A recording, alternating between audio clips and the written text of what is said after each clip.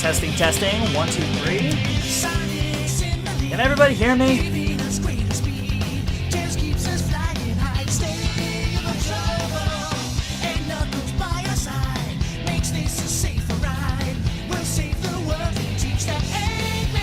Is everybody here? Okay, cool.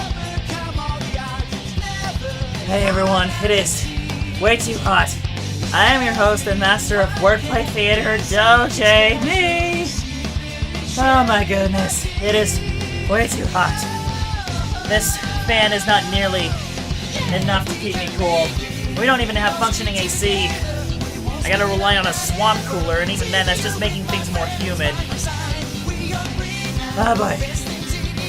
It is horrible. But we shall press on. Press on in favor of greater glory. Because we got a couple of people who got art commissions and art fight attacks that need to be done, so I'm gonna move things along here. Okay. Hey. Well, there was one thing that people are talking about in the chat. They're at least relieved that the color's back in the theater. Yeah, we were talking about that in last stream with Slick Frame. The color's back for now. Here's hoping it remains to be seen. Anyways, art capture. Let's bring this up.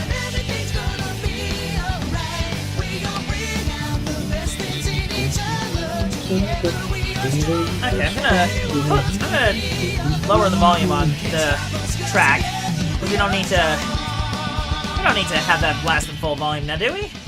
Whew. Anyways, that was We Can from Sonic Heroes. Yeesh. Yeah, we've been listening to a little bit of Sonic music as he was prepping up. Oh yeah, and we're off to a good start, I dare say. I got a Sonic playlist going through right now. Ooh, Casino Night Zone. Yeah. Another nice one.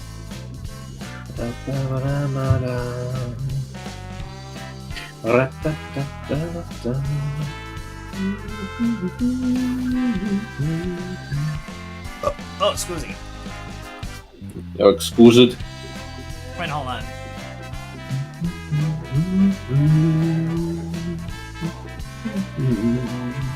A 16-pound weight, there we go. Gotta clarify just how heavy it is. There we go. And hello to you too, John. Thank you for stopping by. Hey, thanks for coming by, John. Appreciate it. Oh, apparently, Shuffling Guinea wants to know if the cooling pillow is doing you any good. You know what? That's an interesting story, because unfortunately Daisy can't sleep in her kennel right now due to an injury. So that's gonna be fun for us to deal with, and she's been sharing our bed, so I haven't exactly had the space to use it. But I will try it as soon as I can. We're coming close to the end of it. I gotta say, I feel so bad for your dog. It feels like every other time I hear you talk about her, she's gone into, like, some kind of new predicament like that. Don't remind me.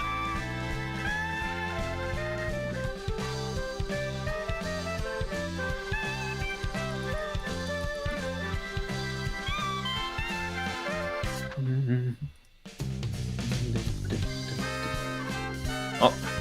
Looks like you got yourself a water hydrate. Oh, got that taken care of, thank you. Let's see, is there anyone in the chat that I've been set hi to? There we go. My 4th of July was alright, not super eventful. Most that happened was my aunts came over to see my grandma, and we had some Rick's barbecue for lunch. Oh, that sounds good. Mm-hmm.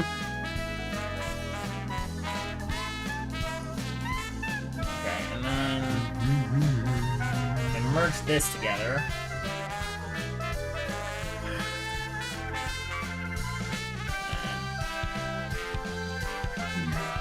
Okay. Then we're gonna mess with this a little bit to show that he's actually... to show that this guy's trying to materialize it. And be careful with how much you fiddle around with it, otherwise the number on it might be a little, excuse me, hard to read. There we go. That'll do. That should do, yeah.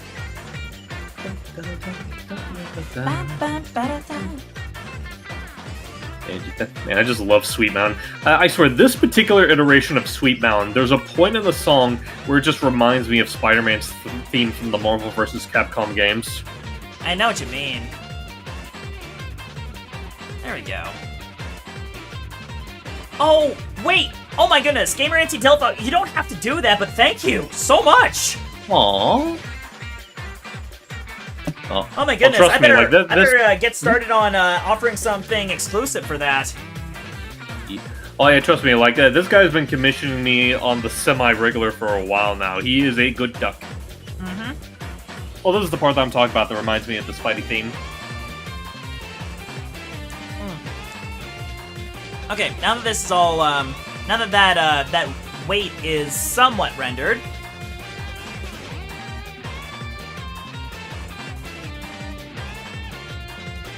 take a dip in the dollop. I'm not staining my clothes. Yeah. And plus, I think he's a little too big for the dollop anyway. Yeah, the dollop won't. The dollop would literally get squished, and that would create a whole other mess. Yeah. Have you ever tried doing that? Oh, the one guy's really persistent. He did a dollop dunk redeem on you. Well, sorry. Sorry, that's null and void. I can't go in.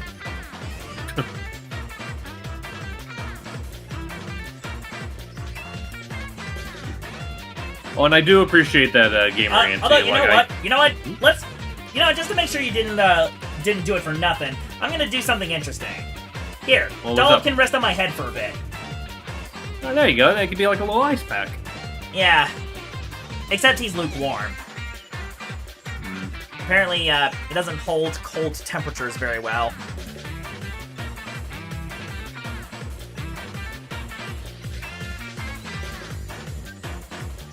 But, oh well, this'll have to do. Yeah. Okay, now let's go ahead and get everything shaded, shall we?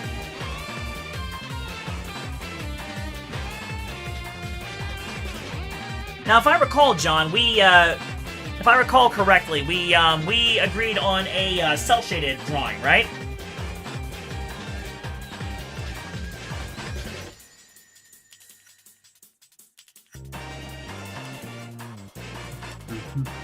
Oh, well, while you wait on that, you just got a pun redeem. Oh, hello.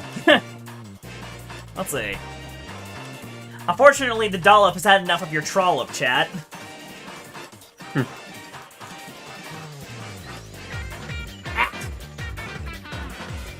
Also, John said, yes, he would like it to be cel-shaded.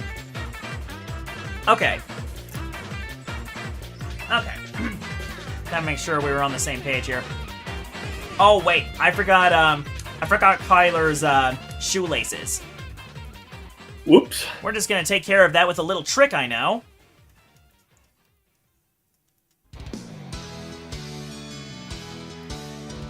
Alright, hang on. I'm using the wrong brush for this.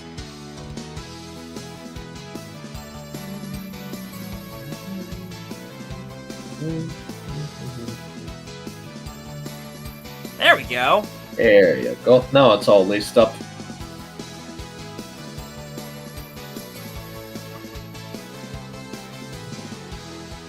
Or, actually, hold on. I'm gonna give a little bit more. So, actually, it looks like shoelaces.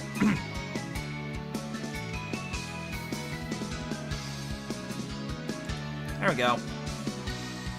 Gotta give it a little bit of dimension. Hey.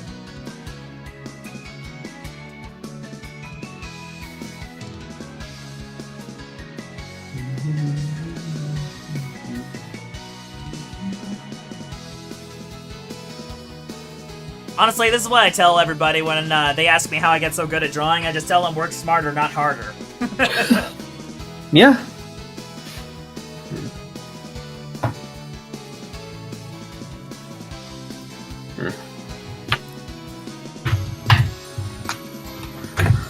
Okay.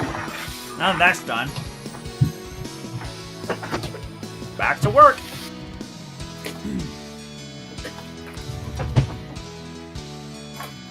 I'll just copy these bad boys. Put them over here. Perfect.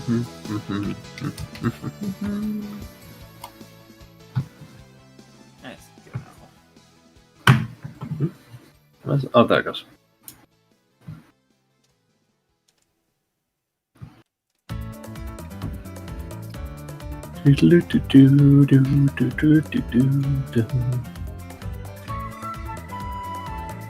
Alright, here we go.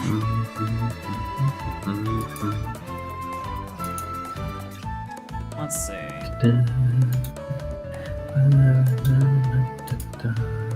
Go here.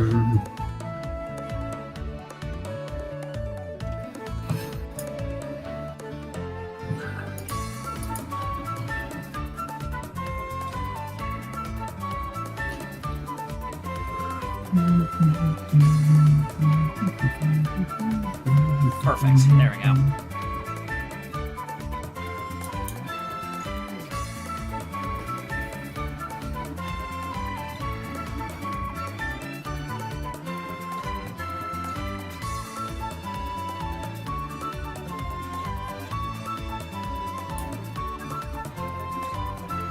There we go.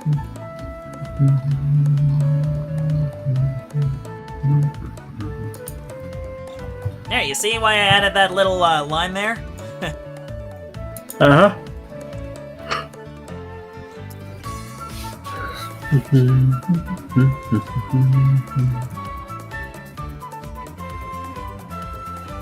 Hey, I appreciate whatever you're able to give, but like I said, you don't have to do the 20 a month. Honestly, if everybody here managed to like donate just $1 a month to my coffee, that will actually make it so that I can afford groceries in the month. Yeah. Yeah, like don't be sure to be like don't feel obligated to give more than you can, you know?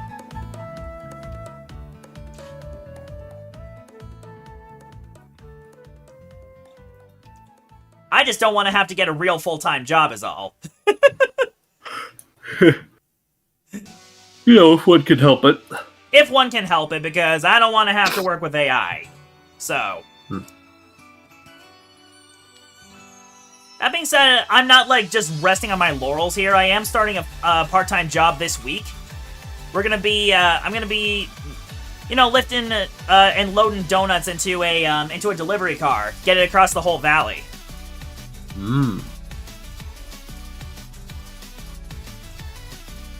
Which sense this one?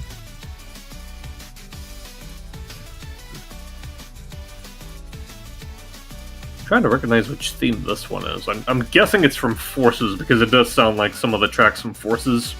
Let's see. If it's not Forces, then my second guess is probably one of the. Looks like it's let's see. Hold on. It looks like it's Sky Road from Teen Sonic Racing. Oh, okay. Sorry, just the synth thing just reminds me of the Forces synth. No, I agree with you.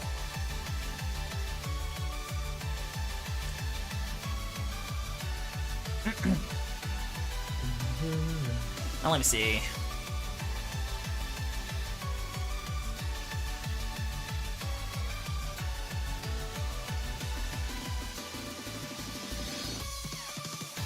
There we go.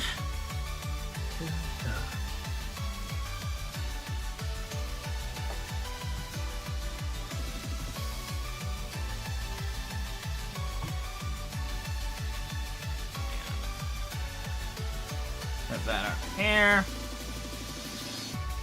There we go.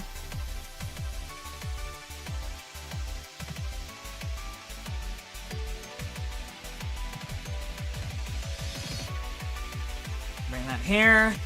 Oh, I'm gonna do my. Looks like there's some empty parts here, but I do have a little trick for that.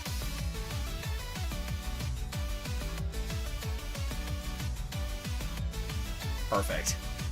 There we go. That fills in all those spots I missed.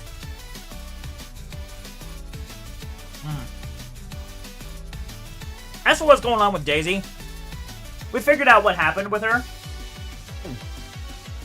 As it turns out, she had a spur that was stuck in her foot for a month. And last time we took her to the vet, they didn't find anything.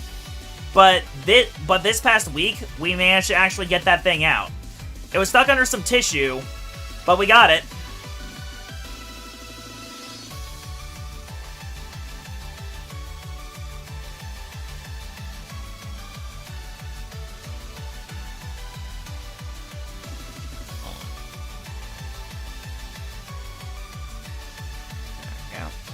Clean that up a bit. There we go. Curse my perfectionism.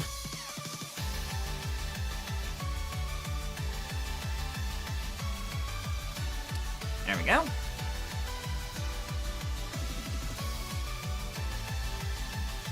Hopefully you'll get some free sample. I already have. And it definitely served as my breakfast for the last week.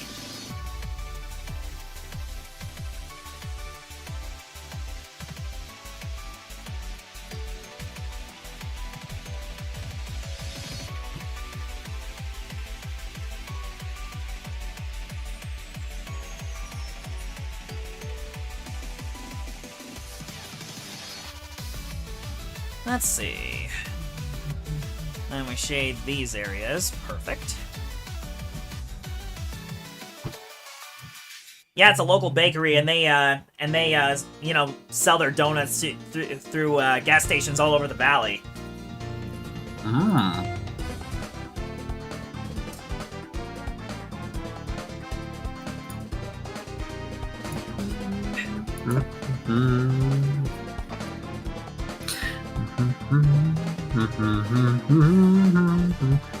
Which are my favorites? I like the iced sprinkles, but the chocolate is also super good. They also got this fun cinnamon variety. Ooh, I don't think I've had the cinnamon ones before. Those are good. I usually just like the chocolate with cream filled. Oh yeah. It's like a Belgian cream fill, I think. I think it is. I don't know my donuts. Well, if you're going to be delivering them, you might need to rectify that soon. Well, I'm not delivering them, I'm loading the truck. I was going to be delivering them, but I didn't feel too confident in the truck. So, the guy in charge of the business actually offered me something else instead.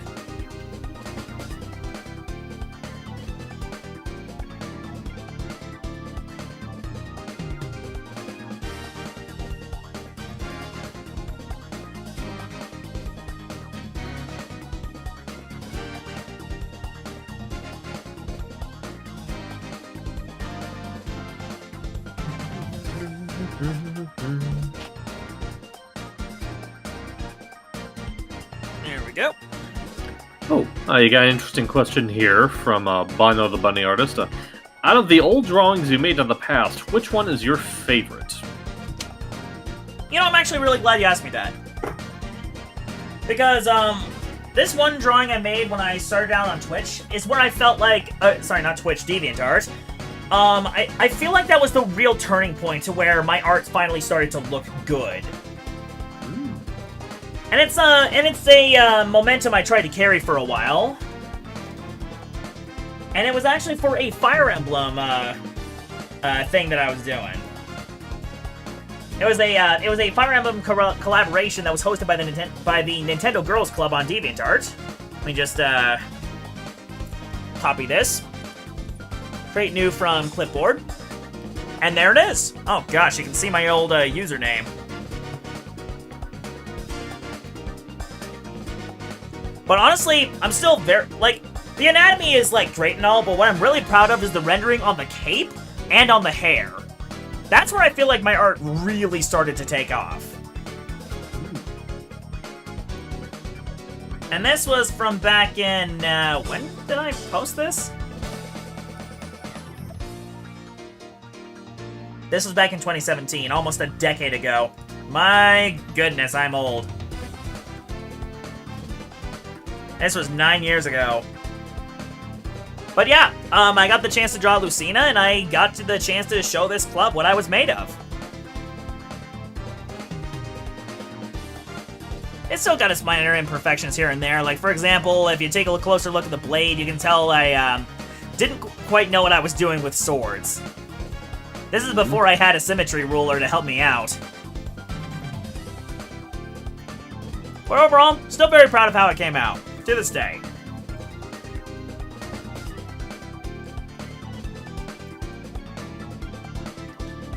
Anyways, back to work.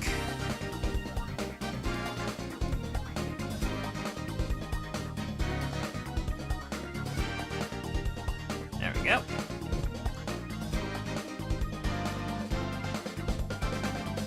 Booker's just about no, sorry, not Booker. It's Kyler, right? Whatever, this blonde guy over here is nearly finished. Mm-hmm. Just gotta add a little bit of light here and there.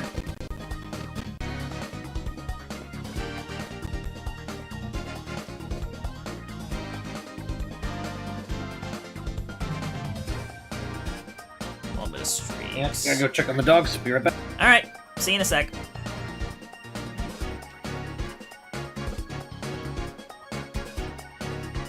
Oh.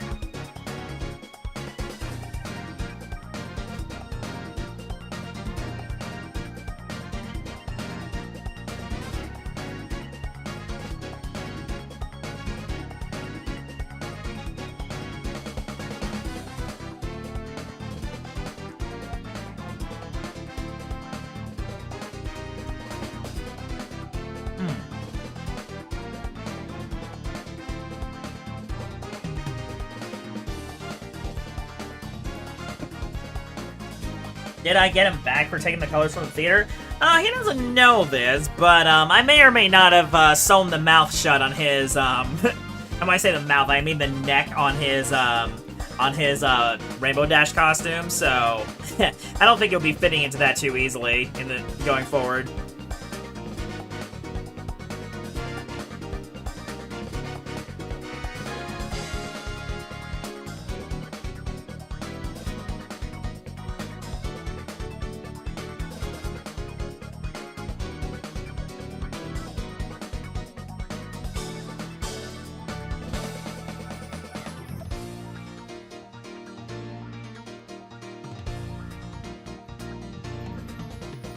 Add a little bit of a bloom effect here.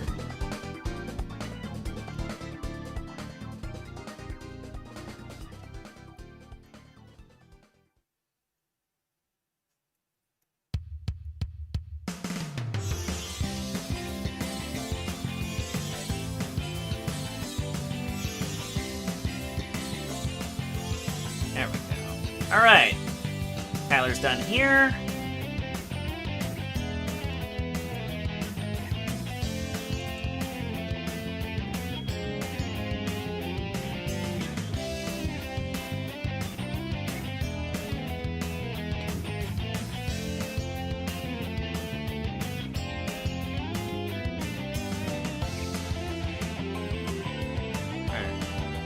Alright.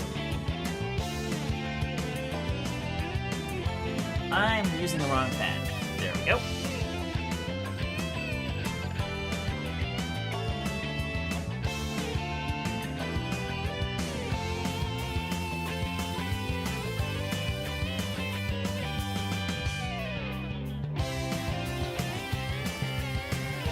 Come on.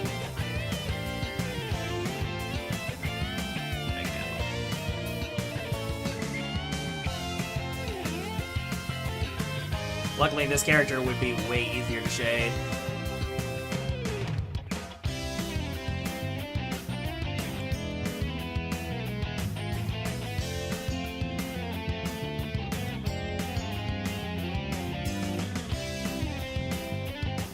I'm not used to drawing characters' feet, and turns out they're just as difficult, if not harder, than drawing hands.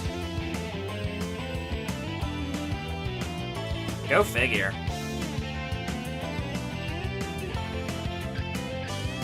But what's a guy to do?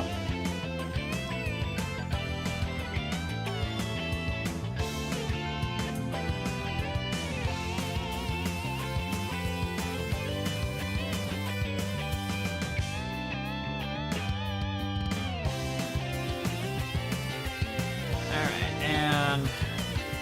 Fill this up. Perfect.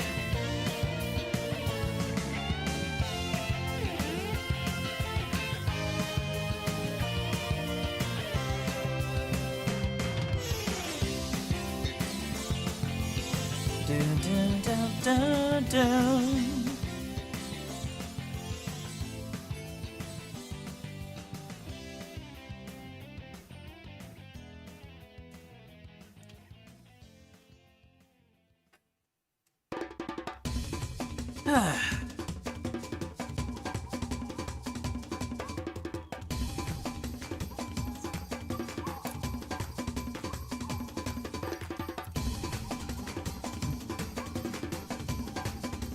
Okay, I'm curious, Rosie. Sure.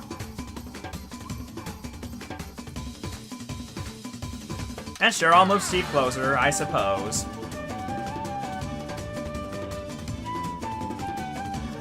Where is he?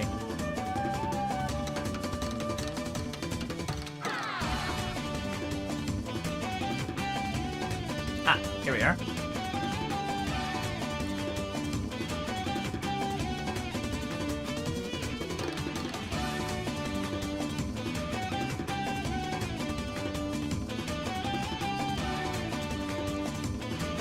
There we go.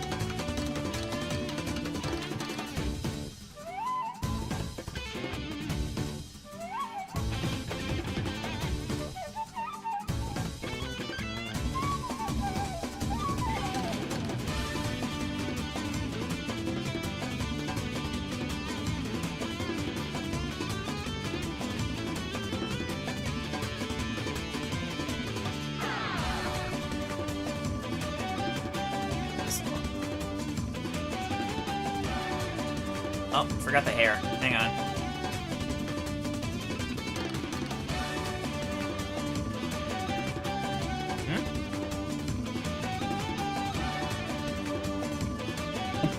Okay, let's see what we got. Ah! I guess sorry about that. Had to put the puppies to their bed. Oh, you're good. Also, Rosie shared her new reactive in the sidebar. Ooh, yeah, so got. Ah, nice.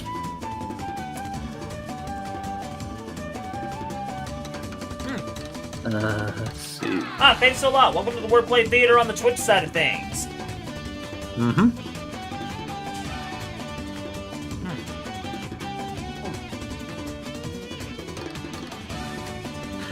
Oh, because I saw your I forget. Did you already explain to Katie why you have the dollop on your head? Oh, so somebody tried to dollop dunk me with the dollop, but I'm too big, so I decided as a treat, Jack can have the dollop just sit on my head for a bit, which I guess is enough time up there, so let's go ahead and move him back.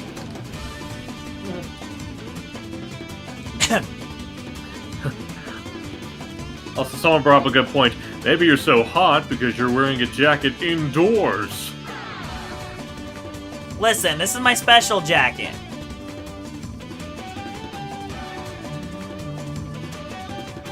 Although you're right, in all seriousness though, I do need to design like a summer fit for myself. Actually, maybe that's something I can do for another stream. You probably could do that. Oh, and looks like Kip wants me to get on that dollop on your head. Alright. Alright, Kip. Your wish is my command. Any last words? Feel better soon, cousin. Excellent last words. Very altruistic. Oop.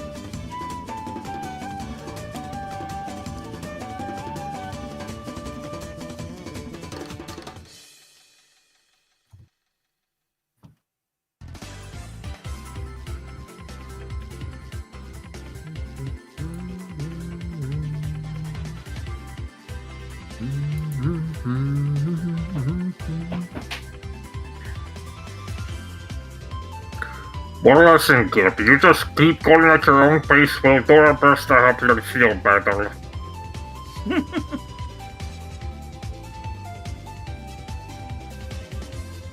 And apparently Rosie's saying your costume designer is right here, you know. I know. Maybe we can brainstorm.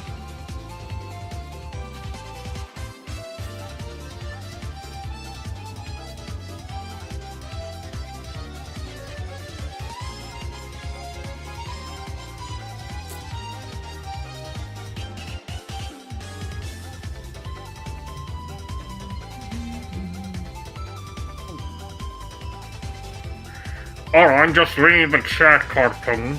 You probably can't hear me because I'm in McDonald's. Hang on, let's get your mouth out of there. There you go.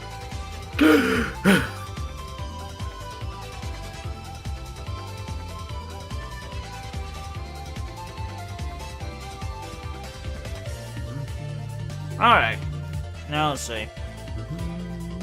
And a couple of streaks here for the weight. Oh, wrong thing. Oop. 1, 2, 3. No, actually. 3. There we go.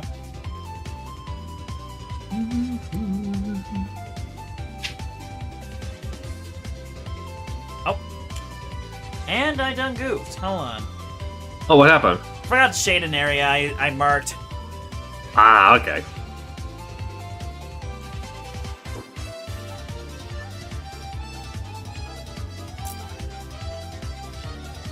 There we go. Okay, shading's done on the characters. Now all we gotta do is work on the background.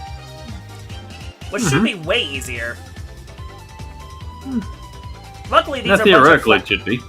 Luckily, these are a bunch of flat surfaces, so I can just make these guys disappear and then just go to town. Yeah. First thing I'm gonna do. There we go. There we go. Gotta give that illusion of depth. Mm-hmm. And something I like to do, chat, is I like to fill in the hard colors, but then I sweep in through with a with an eraser to help give a feeling of light still hitting the area. Hmm.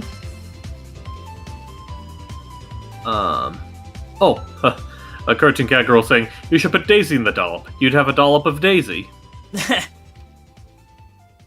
Nah, she would risk eating. That would make her liable to eat the darn thing. Yeah, unless I check dogs shouldn't eat paint. Whoa, hello! Hey, Foo! Good to see you. I hope you're doing well. Welcome, Raiders. Yee. Welcome to the Wordplay Theater. I am your host and Master of Ceremonies, Doge Me. And we're currently finishing up a commission from John Koseth. And yeah, you came in at a good time. We're getting very close to the end of it. And then after that, I'm going to work on some art fight stuff. Mm-hmm.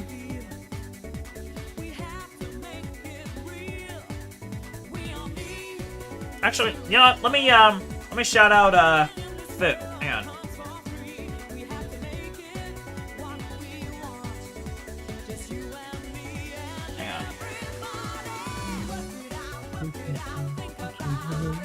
Hang on. There you go.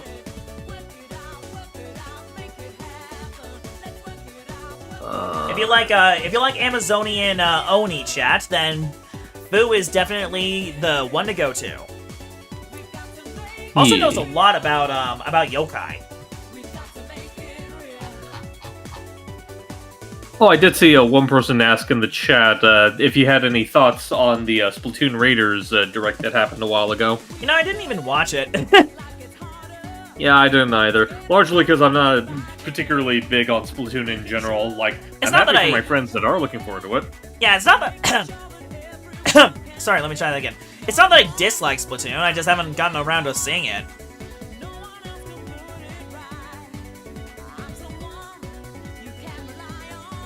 Well, honestly, single-player game with Splatoon is something I've been begging for since the beginning.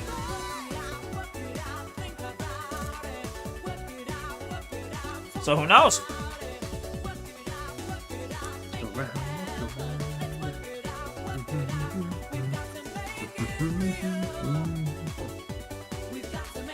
Do I think the Sonic Advance trilogy should be remade for modern consoles or PC? I think it should be ported to modern consoles or PC because those games are perfectly fine as they are.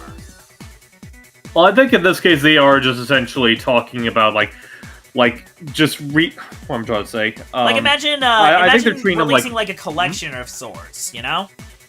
Yeah, I think when they say remake in this case, they're talking about basically not dissimilar to the Unleashed recomps, which I think someone is working on that for Advance 2 at the very least. It was either Advance 2 or Advance 3. I know one of them is getting PC recomped.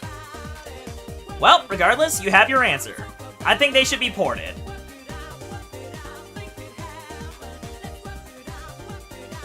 Or if nothing else, you could have them appear on the Game Boy Advance NSO. I mean, we See, that's already also an have some option. Sonic... Oh.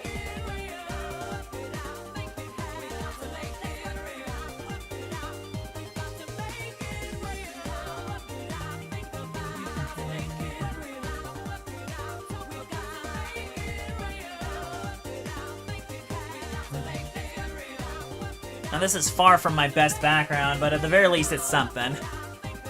It serves its purpose. I mean, honestly, something I've learned myself whenever it comes to, like, commission work, and I was actually talking about it with Cozy earlier, it's like, as long as the client's satisfied with it, that's all that should matter. True.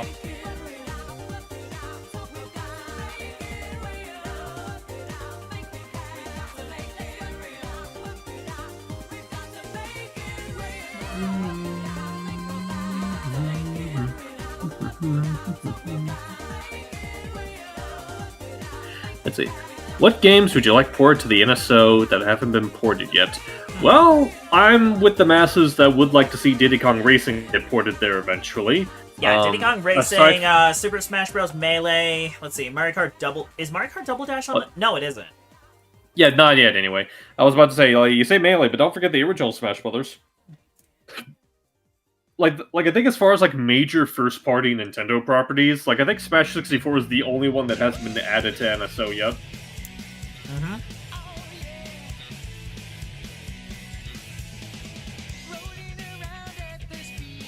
Oh, now this is a classic. Yeah.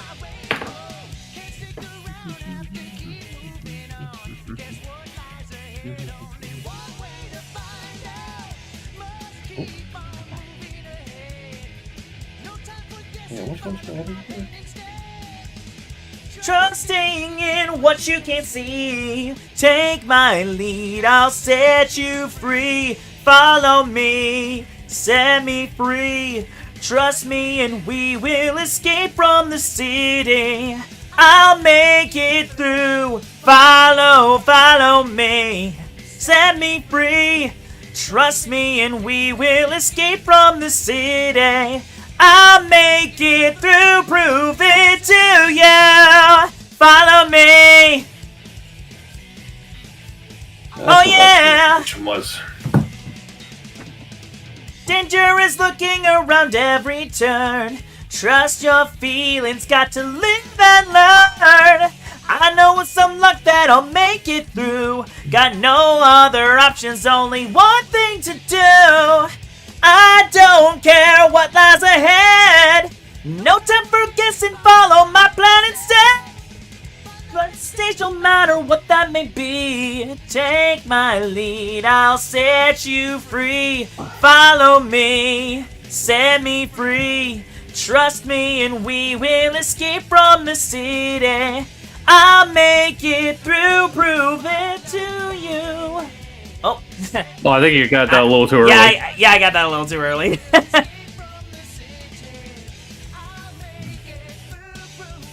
What's happening? Okay, they're just playing. Ah, man, I still love this song so much. Oh yeah, it's a classic for a reason. Let's see.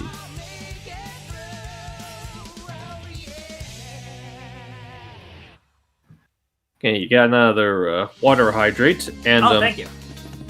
let's see. Oh, and it looks like I thought I answered the question already, but I guess other people were curious as to how your 4th of July was. Oh, you know what? I'm glad you asked me that, chat, because this gives me a chance to tell you a little bit about our family traditions when it comes to the 4th. So normally we do have like a fireworks show in our grandfather's backyard, but fireworks were banned this month because some idiots set off illegal fireworks too early before they were allowed to and set an entire city on fire. So we got 5 Damn. fires to deal with. I'm still dealing with the consequences of that. But what we normally do is we also have like an annual water fight at my grandparents' place. And this year, my brother, let's just say he had a little too much fun making himself a target for Soken.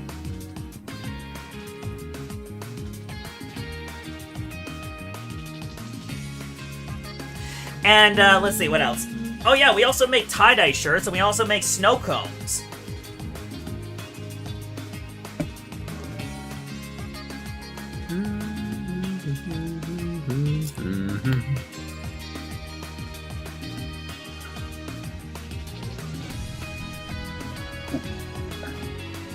And then we normally save the barbecue stuff for Sunday when we meet after. That's nice.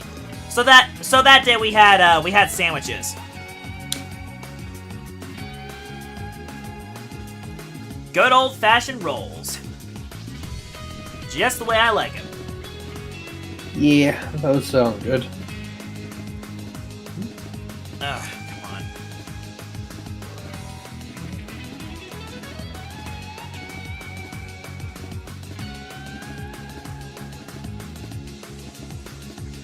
Oh yeah, we also have watermelon on the 4th. Especially when we get like a nice fresh batch. Unfortunately, I can't eat watermelon nearly as much as I used to because I found out, on my mom's side, we have an ongoing watermelon allergy. Which kind of sucks. That is very odd. It's not like life-threatening or anything. I don't go into anaphylactic shock or anything. It just makes my mouth itch like you wouldn't believe. I If I have get too much. And that means I can't have anything that's in the melon family, like, for example, I can't have kiwis or cucumbers. Otherwise, I get the same effect. Makes my mouth itch.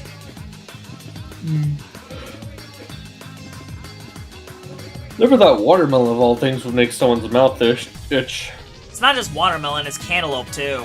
Cantaloupe's actually worse. Well, I mean, cantaloupe, I can absolutely see doing that.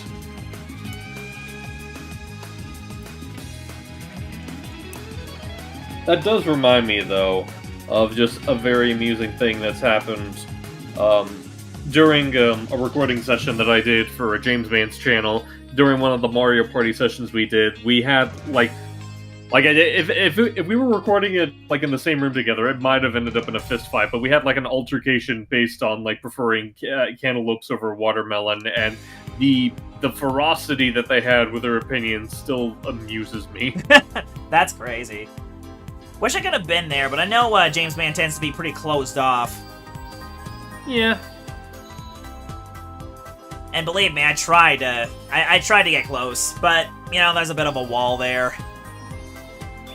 There's a wall there, trust me. I mean, I should still be able to... I knew if I said that, you wouldn't fail. I mean, like, I should still be able to, at the very least, find the highlight that I could share with you sometime. Yeah, I appreciate that.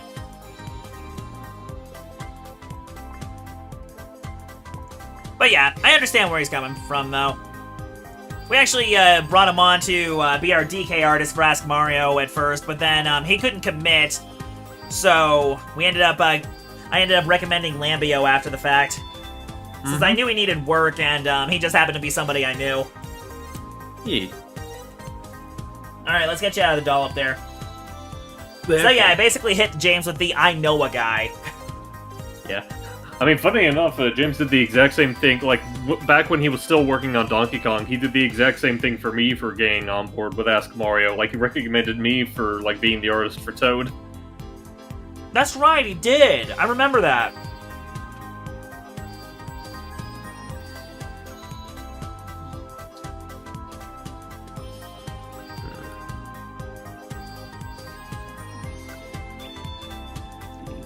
Oh, there we go. Oh, someone was wondering, the people that set off the fireworks and everything, did they end up getting caught for what they did? Well, yeah, that's how we know it happened. Okay. I'm just gonna stand up and stretch for a sec. But I think we're just about done here. Ugh. And if John's satisfied, then I'm gonna go ahead and slap my my logo on this and call it a day.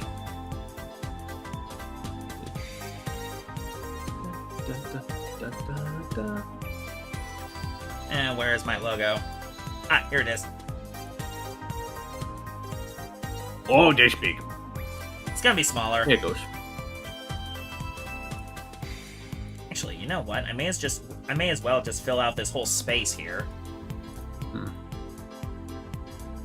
I think that's fine, Katie. Like, I feel like even though he can't eat watermelon itself, I'm sure he can at least enjoy like watermelon flavored things. Well, yeah, I can have watermelon flavored stuff. I just can't have too much of it. That being said, though, most watermelon flavoring is a little too sour. That's interesting. Like, I never thought of it being described as sour every time I had it. Well, I mean, like watermelon flavored candies, for example. I know.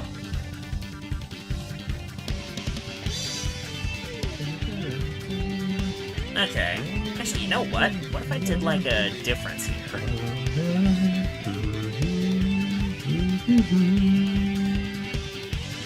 Ah, I love this track.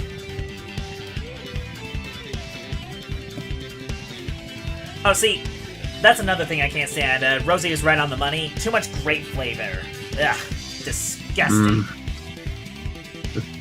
Maybe it's just because I've never had like an excess of grape flavoring like you guys might have at one point, but I'll go ahead and take your word on that.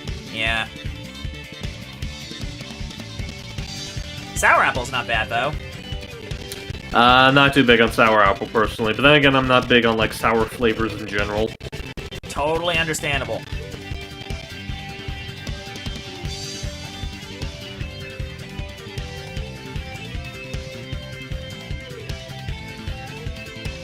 There we go. Alright, how are we feeling about this?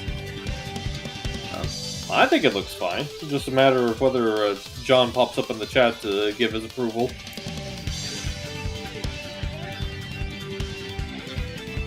Now see, Katie, I'm talking about watermelon flavoring for like candies. You know, the artificial stuff. Right. I mean, since you were the one that brought up the idea of watermelon flavored stuff, so I don't know how you missed that.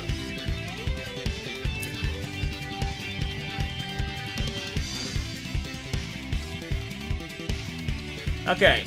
Well, until we hear otherwise, I'm going to start working on art fight stuff. Okay.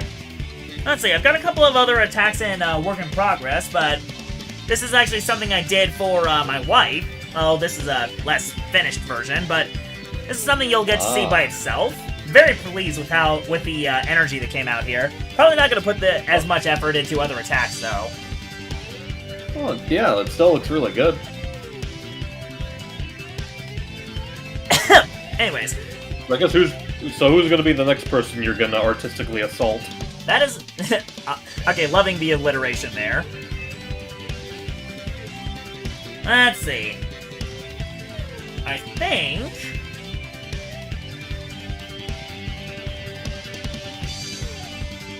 Well, there is one character that's been on my radar from Mistress Dove.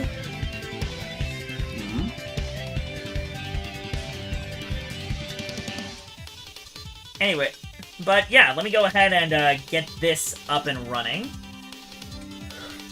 Let's see. Where's the character? I was just looking at it. Ah, here we are. So I'm going to be drawing this character named Ariel. And apparently she doesn't have an official color palette yet, so I'm just going to wing it on this one.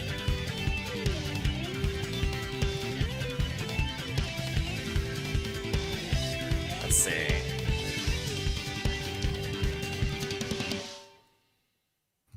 Okay, let's just see this here.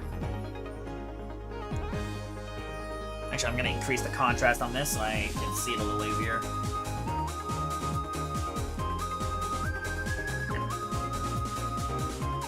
There we go. Perfect. Oh, this is neat.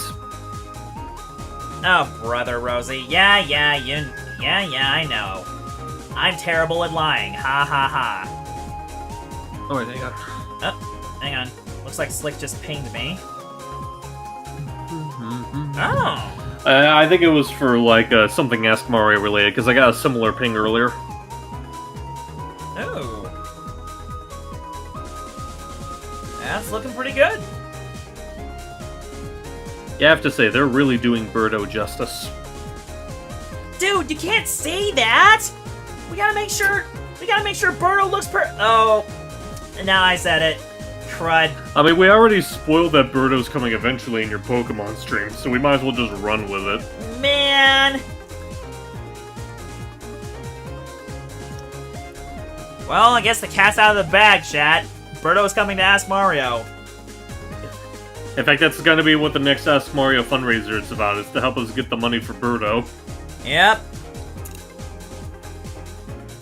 Well, oh well. Slick can draw and quarter us later, I suppose. Ah, come on, you really think he's gonna do that to us? He keeps talking about how he's gonna keep doing things to us, but he's never done it yet. I don't think he has the guts. Okay, anyways. Let's see, what kind of pose can I give Ariel here? Well, do you know what kind of personality she has? She is described as being hyper and cheery, and considered quirky by those who do not know her. And she is also known for carrying on conversations with her stuffed rabbit named Therapist. Aww. Okay, well, so... maybe the pose... Oh, sorry? I was about to say that maybe the pose you can go with could involve Therapist. Huh, that's not a bad idea, actually. I wonder if I can But go who's for something gonna voice her? cutesy, too. Yeah. But who's gonna voice her? We've been over this. It's Shiny. Yeah, it's gonna be Shiny.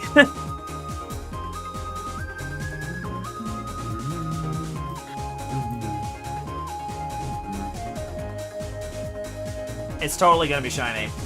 Okay, jokes aside though, we don't have a voice set aside. We may just use We may just use like sound clips from the games. But Shiny would absolutely kill it as Birdo. I feel it in my bones. Yes. Just imagine Shiny coming in just like, Hello, it's me. I'm Birdo. I'm here to Birdo things up. Yoshi, my darling. Yoshi, my absolute darling. Let us ride off into the sunset together as we eat churros. Churros, that's perfect.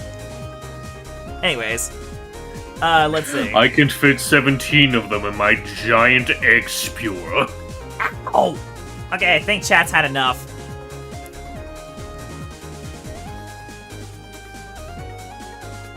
My favorite quote from Birdo said, my favorite quote from Birdo is when Birdo said it's burden time and Birdoed all over the place. I can't believe you spoiled the season finale like that. Like, revealing Birdo herself was gonna be showing up, that's fine. But the fact you had to leak the finale like that, now we might actually lose our jobs for real.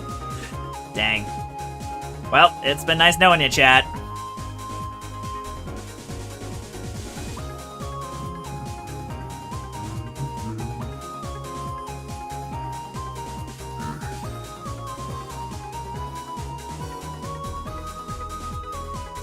Let's see.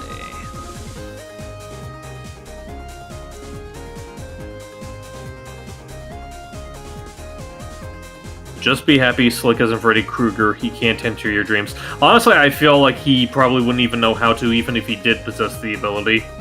What would he even do in there? I don't know. Knowing him, he'd probably just go like... Yeah, true. He'd probably just go, he loves to do that. Maybe knock a few screws loose or something. I don't know.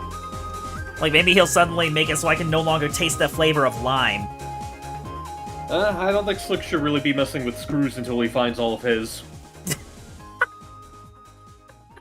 I'm sorry. That got me. That got me good.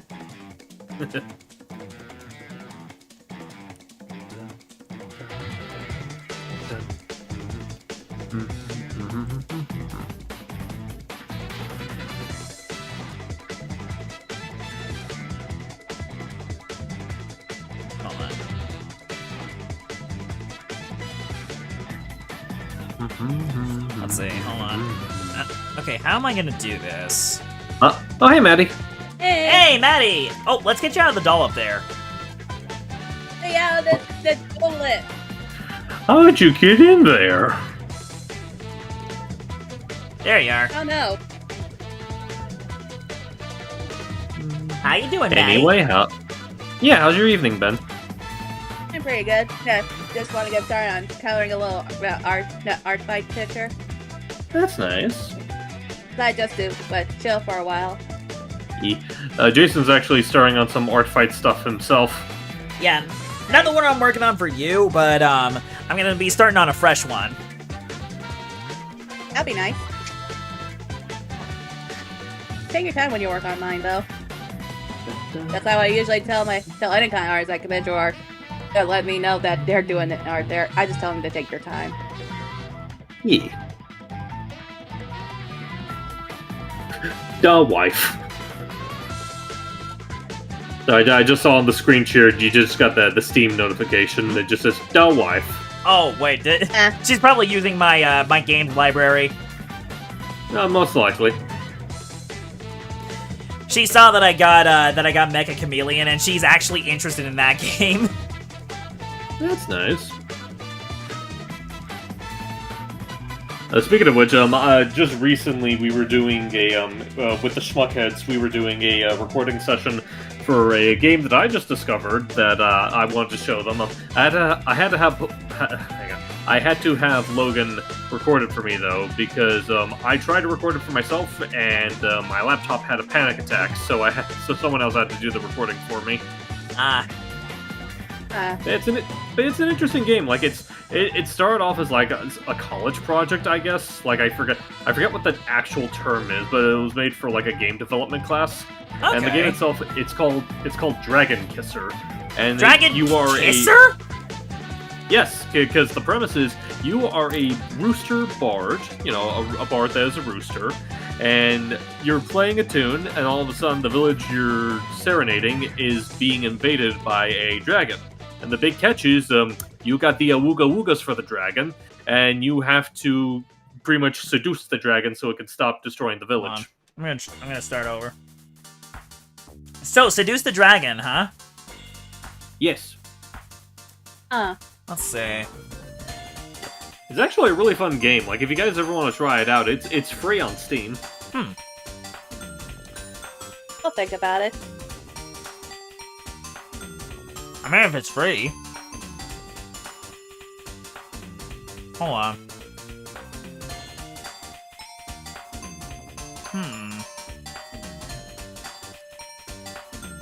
Hold on. I'm gonna get a model to try and pose for me real quick. I like how everyone is baffled by the. I like how everyone is just baffled by the concept. But Kip is the only one that's like, "Oh yeah, that game."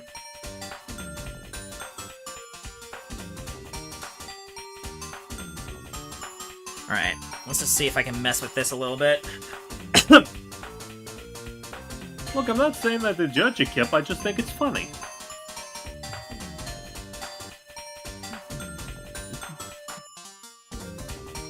Okay, bring this up. And then she's definitely got broad shoulders, but let's increase the hips a bit. Oh, Dove just popped in the chat now. They're witnessing you working on Ariel. Yes, I am working on Ariel. Hey, Dove. Hey, Dove. Actually, if you want to swing in and be part of the call, then we'll be happy to have you. Sure. Yeah. The more the merrier. You know what they say, the more the merrier. Okay, Beetlejuice, okay. We were trying to be Eggman. Close enough. You dare compare me to that corpse? I'm offended. Maybe. Hold on. Oh, yeah. Well, I mean, if you want in so badly, Dove, there should be a slot left open for you to hop in. Well, I don't think Dove has the streaming partner role, so go ahead and hop into the chat, and then I'll drag you in. I just assumed anyone that was in the private server could hop in. And boom. Oh, there you are. There you are, Dove. Hey, Dev. Welcome, welcome. Let me see if I can get a reactive going for you real quick. I should already have one. No, I meant on my OBS. Oh. Because I gotta add the source and all. Naturally. Anyways.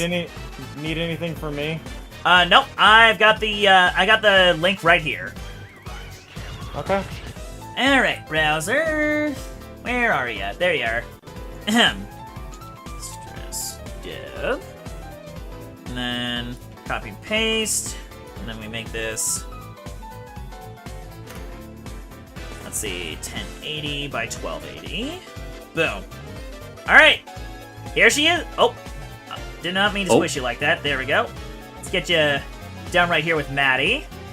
You squished her. How you doing, Dove? I exist. Hey, existence is good. I was actually trying to find a good pose for Ariel here. Fair enough, fair enough.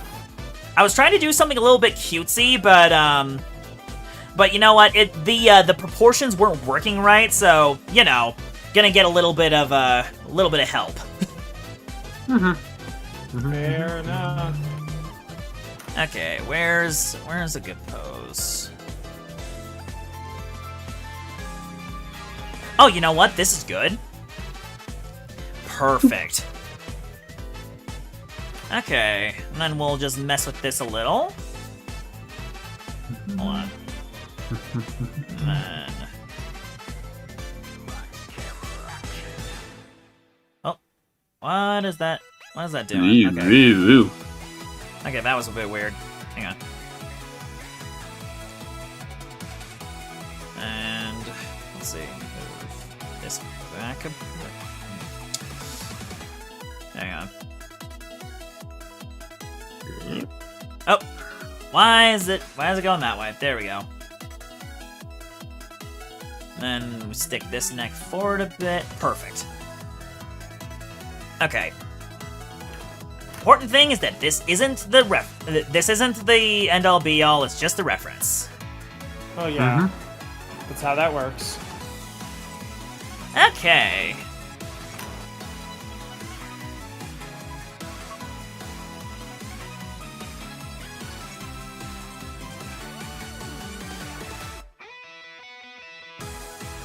Okay, here we go. Very pleased that you saw that I was working on your girl here. Oh yeah, 100%. It's kind of interesting seeing Art Fight for a second year. Last year, I would absolutely say that of the 4 characters I had up last year, Kurt and Ryan were the most popular. Ariel was 3rd place. No one ever drew Harris, and that's still true. This year I gave people a few more options, so I'm curious to see how it'll look by the end of the month. Nice. Man, if I had more time, I'd actually draw Harris with her. Yeah, fair enough.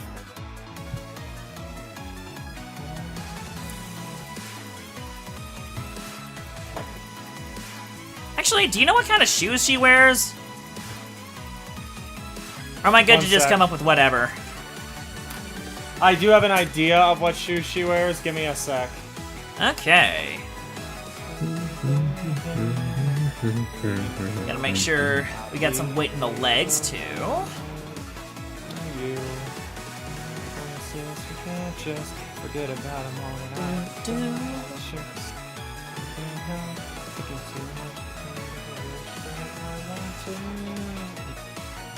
I will keep it refreshed. Alright, I think I can work with this from here without the model. Okay, let me just throw this in your DMs, I guess. Yep, that works.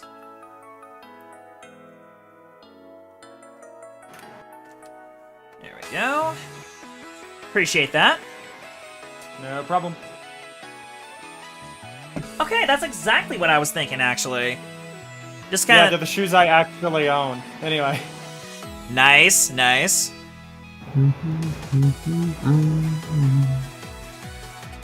Probably not the best weather to be wearing them, though. I imagine those get real sweaty. And I work as a cashier. It's not that big a deal for me right now. Fair enough. Me in public, they don't know I'm wearing Shadow the Hedgehog socks. Oh, now you out yourself. We're gonna have to report you.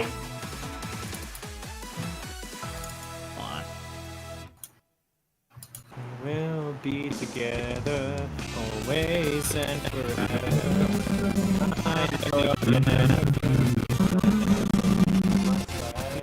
Shine your moonlight, so you'll find me in my darkest times. I know I am not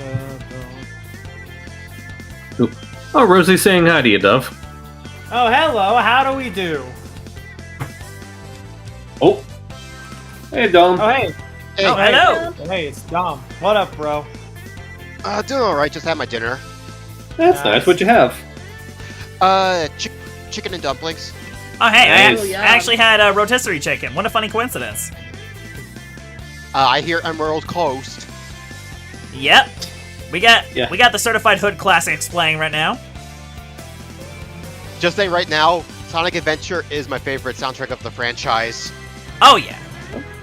Lots of solid picks there. hmm So you're working on commissions tonight? An art fight, actually. We just finished the last commission. Ah, okay. Yeah, I was just doing a bunch of art fight pieces earlier today. Yeah, I saw that you friendly fired Aliona today. Which, by the Oh, way, yeah. again, great work with that. On the subject of art fight, if you guys hear me randomly singing in the back, that's me drawing. I do that when I draw. Just you gotta be. I'm sorry. It's just- Hey. That's fair. Hey, I do that too. Yeah, I'm Okay, just, as long as y'all know. I try to keep it kind of under my breath when I do it, mainly because I draw in public a lot, so it's kind of a habit. But it does just sort of. Ah, yes, we got a mask No in worries. public. I get that. Well, if it's any consolation, I don't think anyone was bothered by it, so you're fine. Yep, so Oh, long that's as good. so long as it's kept streamer friendly, we're okay. Well, yeah. Again, I sing these in public. It's usually just like the songs that are comforting to me that I end up doing. Respect. Oh, Alright. Rosie's requesting that you move Dom from the top of your head to the top of Maddie's. Okay. Oh no! Oh,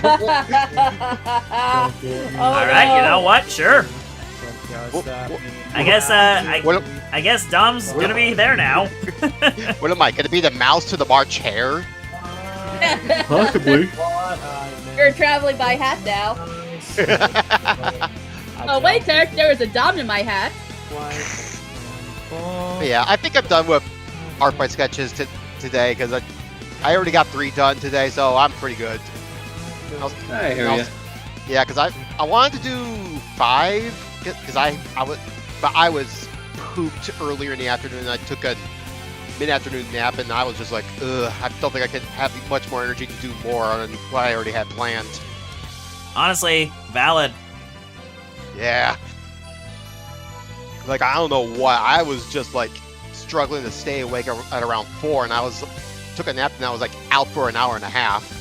Yeah, it happens to all of us. Totally. I think. Maybe. Probably. Well, I think it also didn't help. I was starting to have a headache, so I was like, yep, I gotta start sleeping this off. Yep. Okay. Gonna add a little bit of gravity and differentiation to her chest here. But yep, There we go. attacked, like you said, I attacked Aureality, you and Rosie today. Nice. I noticed you're mostly going for headshots this year. Well, that's more of my, well, for one, it helped me with the space I had, because I only have a small sketchbook, so I can't really do much, like, in terms of full body, unless I have a good composition to work with. And Understood. headshots are, yeah, they make up the best what I got with the space I have. So, plus it's hard for me to get smaller details if I go for a full body. I get that. You gotta work Yeah. with what you got. Yeah, like I would want to do full bodies, but I need a bigger sketchbook. Plus, I wouldn't even be able to do so many attacks if I was doing a lot of bodies. So that's why headshots are mostly like the best middle ground for me to tackle them. Or unless I do them like in a chibi style, or if they're already like small enough characters I can fit in. Yeah.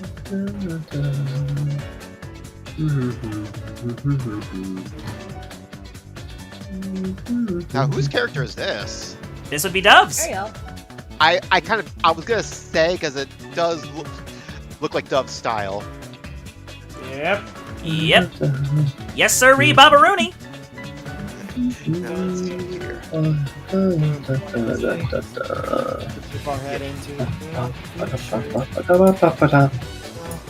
Yeah, the two I have planned, I might just save for tomorrow. One actually. Because one would be a revenge, because a friend of mine attacked me yesterday with Kobe, actually.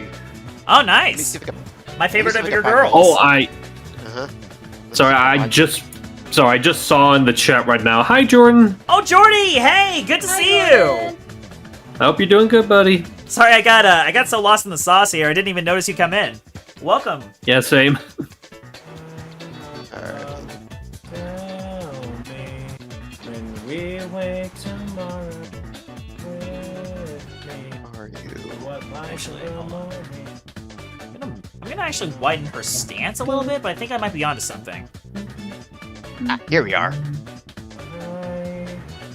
Shine your light on There you go. That Here we. good. All right, here we go. I'll put it in the sidebar. Oh, let's see what you got here. It's always such an interesting challenge working with plus-size characters. Oh, I love designing those. If you've Yeah, seen you- enough of You and me both. Actually, have you ever seen the ones I designed? I think I've seen one or two, yeah. Because I've got Ruby. I'm very much fond of her design. In fact, she's actually one of my more popular OCs. Funny enough. Well, Ruby's such a positive character to be around. Yeah. I know I have a couple of plus characters myself. Like one of them's for TOA, and the other two are two of my Sonic F fan characters. Oh yeah, you got that. What is it? That cow barista? Oh yeah, Mocha, and then the other one, Scene the Weaver. That's right, the spider lady. Mhm. Okay. And like I said, the one that I did for a TOA is a Bernie, one of the Snow Women. It's kind of like a big sister figure to Snowbell, and is also the town carpenter.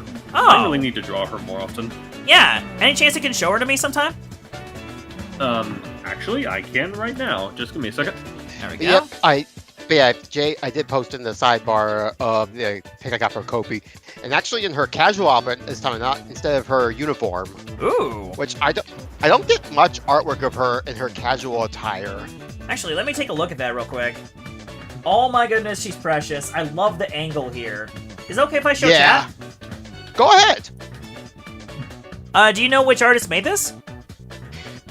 Zane Russell. Here, let me There we go. get you. Oh, that's so cute. That is adorable.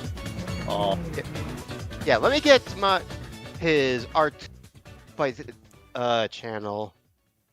Okay, yeah. If you could actually, give me that link so I can share it in the chat, that would be wonderful. Yeah, here we go. Yeah, it's been my only second defense this year, but that might change. But there you go. Ah, thank you. Mhm.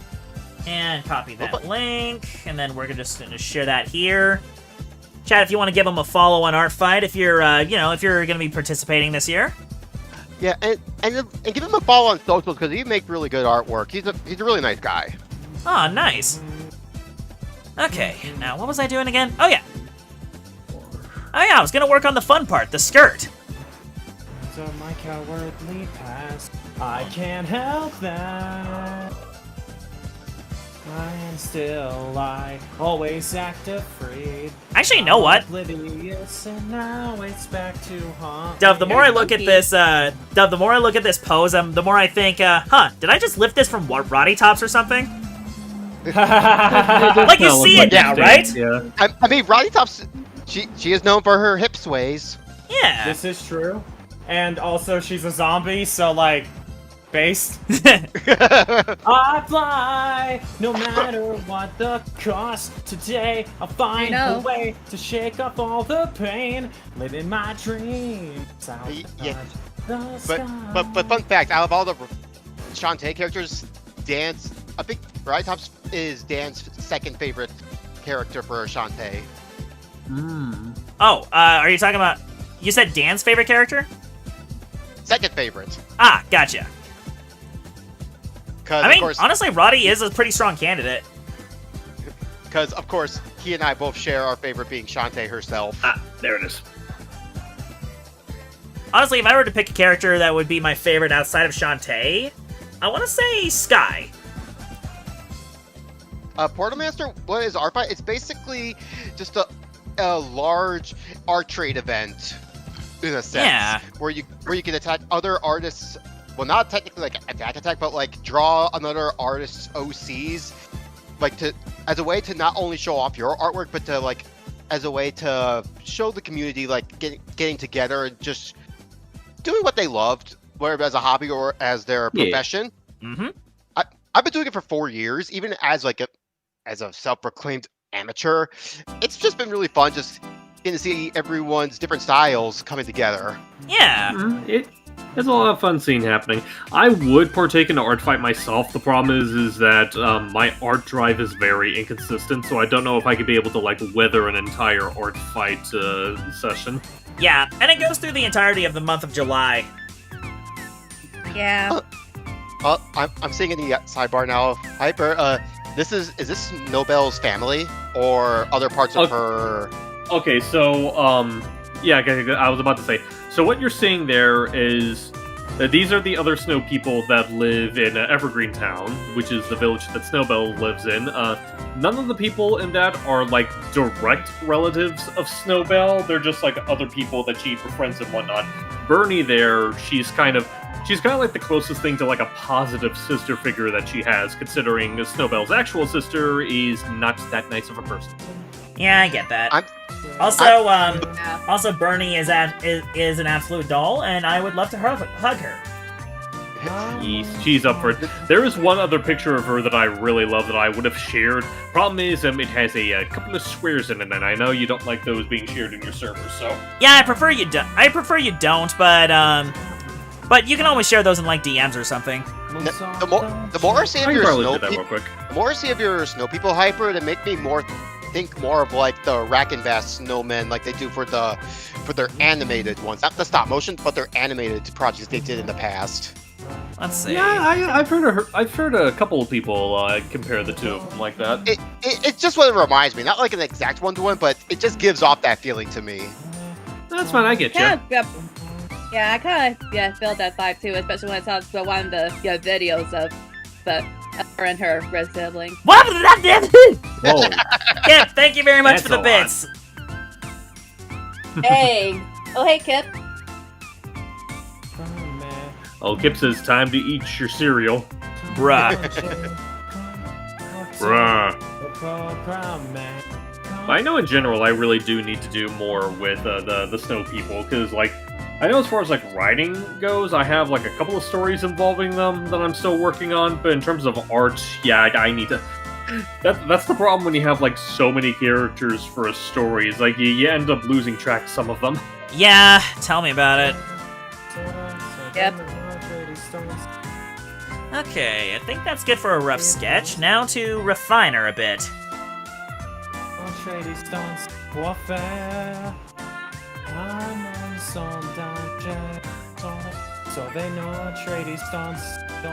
Hey Dove, mind if I ask you a question? Sure, go for it. Is it okay if I add these little skulls here to show what's holding her hair together? Oh shit, go for it, bro. Language. Sorry. No worries. Let me fix that. Let me fucking Captain America head. Language. I didn't say anything. You said the No, F-bomb. we heard you say it. I didn't. I said head. I didn't finish. I didn't say that. I did not say anything. Don't act like I said anything. That's what I heard. I don't know. I don't know what to tell you. Yeah, I mean, I heard it too. If it's any consolation. I didn't get to the last word. It was just a slip. It was a Yeah, slip on the tongue. It Yeah, happened. it was, and and we'll treat it as is. But you know, house rules is that it would be 25 cents for the swear jar. It's what I mean, if it's any consolation, I've had that happen multiple times with Steve in the D&D game, like early on. Okay, I'm What? glad you clarified dear. I'm glad you clarified it was like D&D, Steve, because I was about to say, when have you ever heard me swear? Listen. Hey, look, listen. All the conversation about classic cinematic masterpiece Chicken Little by Disney Studios aside, Also, base reference there. I actually really like Chicken Little. as do I. That's Hey. CL, my baby boy, and no one will ever convince me that movie isn't freaking hysterical. Hey, it's good. I'm just glad. I'm just glad I finally met another person who likes it. I will say this. I'm not too, like, up in arms, like, fond of it, but I appreciated it more for what it is than, like, for what many people, like, tried dunking on it on the past for. Because I watched it not that long ago with a bunch of friends, and we were like, man, why do many people hate this film again? It's literally just Buck. They only highlight it for Buck because YouTubers told them that he was a horrible father or something. And even then, we both commented like he's not a terrible father. He's just doing. He was mainly So like I'm trying to find a word. But you go ahead, Dove. Maybe you have a similar thing I have. my thing about the movie that I feel like a lot of people don't get, and the reason I like it personally, is that it felt like such an accurate portrayal of how I, as a child, viewed the rest of the world and how it saw me, because of how anxious and just generally upset I was. Like, it was a film that genuinely had a protagonist that reflected how I felt the world saw me consistently. And the thing with Buck that people forget is that he's not actively malicious. Yeah, He's no. He's That's a literally really just trying to dumb make the guy. best out of the bad situation because the entire town is freaking shallow. And- Not only that, but the other problem with it is that Buck is dealing with what is implied to be in the film anyway, a very recent loss that he now has to fill the hole of by himself, all while also struggling to put aside his own ego for what's right, which is his arc across that film. But, you know, this requires people to acknowledge intent and not just pull Mr. Inner business of complaining that something's mean-spirited. I'm sorry that it's kind of part of the point. But yeah, when my friends and I watched, it was like, yeah, if anything, it was more the townspeople putting the pressure on him, and Buck, for all intents and purposes, like, he was more struggling because he's not used to that kind of, like, talking to his son, where it was most, for what we can only imply, was the mother was doing most of the work, like, trying to comfort Chicken Little. And, Yeah, and like, the whole, and, like, and, the you whole know, he even said straight up that Chloe, his wife, his late wife, was way better at it than he was. Like, like, you're basically seeing a father who's not in touch with his emotions, and he struggles with that genuinely, and he tries to do better for his son's sake. And the entire point of the film, of course, was Chicken Little and Buck trying to communicate with one another, which is what we got during the climax. And it's something that they both needed, despite the dire circumstances. Oh, absolutely. I mean, this is the thing about Chicken Little to me, is that I feel like it's a film the vast majority of people just don't really understand. But hi, resident Lunatics Unleashed defender. I will defend Hey, shit like base! this. You have been here for a day and you're defending Chicken Little on a public platform. I've been here for a few days, and I taught Maxwell shapeshifting. I think I have a right. Anyway, I'm not saying you don't. I'm in fact Also- go for it. It's just Also, Echo, what did you get here? I was tuning into your stream and I hear Dove doing the Chicken Little Defense Force 5 and I was like, hold on a minute, I got what is she doing there? Hang on, I gotta do Hold crowd my control. Like, pull my cape. Also, Oh my hi, God. Danica. Also, nobody needs to hold it. It's Hey, on my Danica. back. Hey guys. I mean, I do really admit it when it comes to Chicken Little, but at least some of the jokes did make me laugh, and it was that not to see Don Knotts having his role one last time before his passing a year later. Yeah. Don Knotts is so funny in that movie, guys. That's my input. I know, like, Dove had this whole, like, thesis. Mine is Don Knotts was funny. I mean, of course, the groundskeeper from Scooby-Doo Night of 100 Frights is funny. Naturally. Oh wait, it was Don Knotts' last film? Who did he voice? The mayor. Oh, he was He was there. Turkey Lurkey, yeah. Oh, okay. Well, I did. Tic Tac. that one did get me chuckling. You have to don't walk. Okay, I'll give you my car. Keys to the city. Tic Tac. Don Knotts is still the greatest thing ever. Well, next to Robin Williams, but still. But yeah, just to finalize that point, I don't put it in high regard. It's like not a film I'll go out of my way to watch, but a fun time overall, and not deserving the hate that it got for all these years. Absolutely. I mean, there are worse Disney films to despise. That's all I can Absolutely. say. Like any other Especially live-action these days. films. I'd say, especially these days. Oh, am I besides right, live gamers? action. Oh, let's say, I was about to say, listen, I might not be a Chicken Little, like, defender the way Dove is, but I will say, if you're still calling Chicken Little one of the best, one of the worst Disney movies in a post-Wish world, there's something wrong with you. Yeah! Like, I'm gonna be so real with you, I'm sorry. Like, at the very least, Chicken Little had a functioning story. Danica, Yes, be Dove? quiet. Danica, be quiet. All 5 Wish fans will. Oh wait, no, reviewers streaming right now. Never mind, you're safe. Just do that, Dove! Bro, that's crazy work! You know, at some point I should invite a reviewer over here. Oh yeah, that would be fun. Oh, I Right, definitely so- will say the teaser will definitely never end if he actually does come. Why, so everyone can call him a cat somewhere else? It's just that he likes to tease me a lot with the voice of playing Igor from Epic Universe, and a pirate, and Undertaker, and Black Butler. He's still a fun guy to be around, though. Even though you're Also- just lining right now, Jay, I'm really liking her face right here. Oh, I'm very pleased Yeah, with you how did a good job. Ariel's So looking right cute. now. And Ice Drake just Oh. redeemed to put me in the dollop. Oh, and yep. Alright. Any last words, Dom? Cannonball! That was the correct answer. Actually, I don't need that thing open anymore. That's kind of... There we go. Yeah, overall, I'm really liking how she's coming along.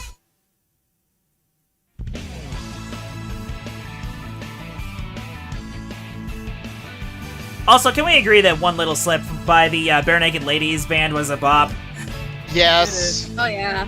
Like, that's actually That was an the earworm. main theme song I have for my character, Danny. Also, the sequence attached to it was so good. It's like the opening. It's the basis for the opening level of the Chicken Little video game. The one Yeah? based on the movie, not Ace in Action, which released like a year later. Hold on, Dove, Yes. wasn't the licensed movie game, like, built on, like, Tax Foundation? It was, and it's literally just a tack game, but with Chicken Okay, Little. just checking. I wanted to make sure I was remembering that correctly. Yeah, meanwhile, Ace in Action is basically just a Ratchet and Clank game developed by the Tack people. Wow. Oh, Yeah, actually, Rosie makes a good point. I'm pretty far away from everyone else. Oh, That's yeah, on let's move them. you closer to your sister here. Tack, like Tack and the Power of Juju? Correct. Okay. Oh, there you Oh, are. goodness. There you go. 'Cause I have a friend. The siblings get to hang out. There you go. Yeah, because I have a friend that absolutely loves that series. I remember that. I more remember the TV show than actually playing the games, because I didn't have access to them growing up. Same here. Oh yes, the TV show, the one that had nothing to do with the canon of the games, and also made one of the most ridiculous casting decisions of any show I've ever had to sit through in regards to tax VA in the show. Because here's the thing. In the games, Tack was played by Jason Marsden. Many will know Jason. Yeah, Tino Weekenders, yeah. I know. Yeah, Max Goof, Kovu, you know that guy. Oh nah, he was the emo lion from the Lion King sequel. Oh nah, we're cooked. Anyway, carry on. He was though. And also, he was the cat in Hocus Pocus. And to name a reference for me specifically, he's also Duke in G.I. Joe Renegades. I didn't know that actually. Yeah, no, nobody does. I'm the only one. He's also Nermal a lot, but you guys know that one. Anyway, I assume you have a point here, Duff. I do.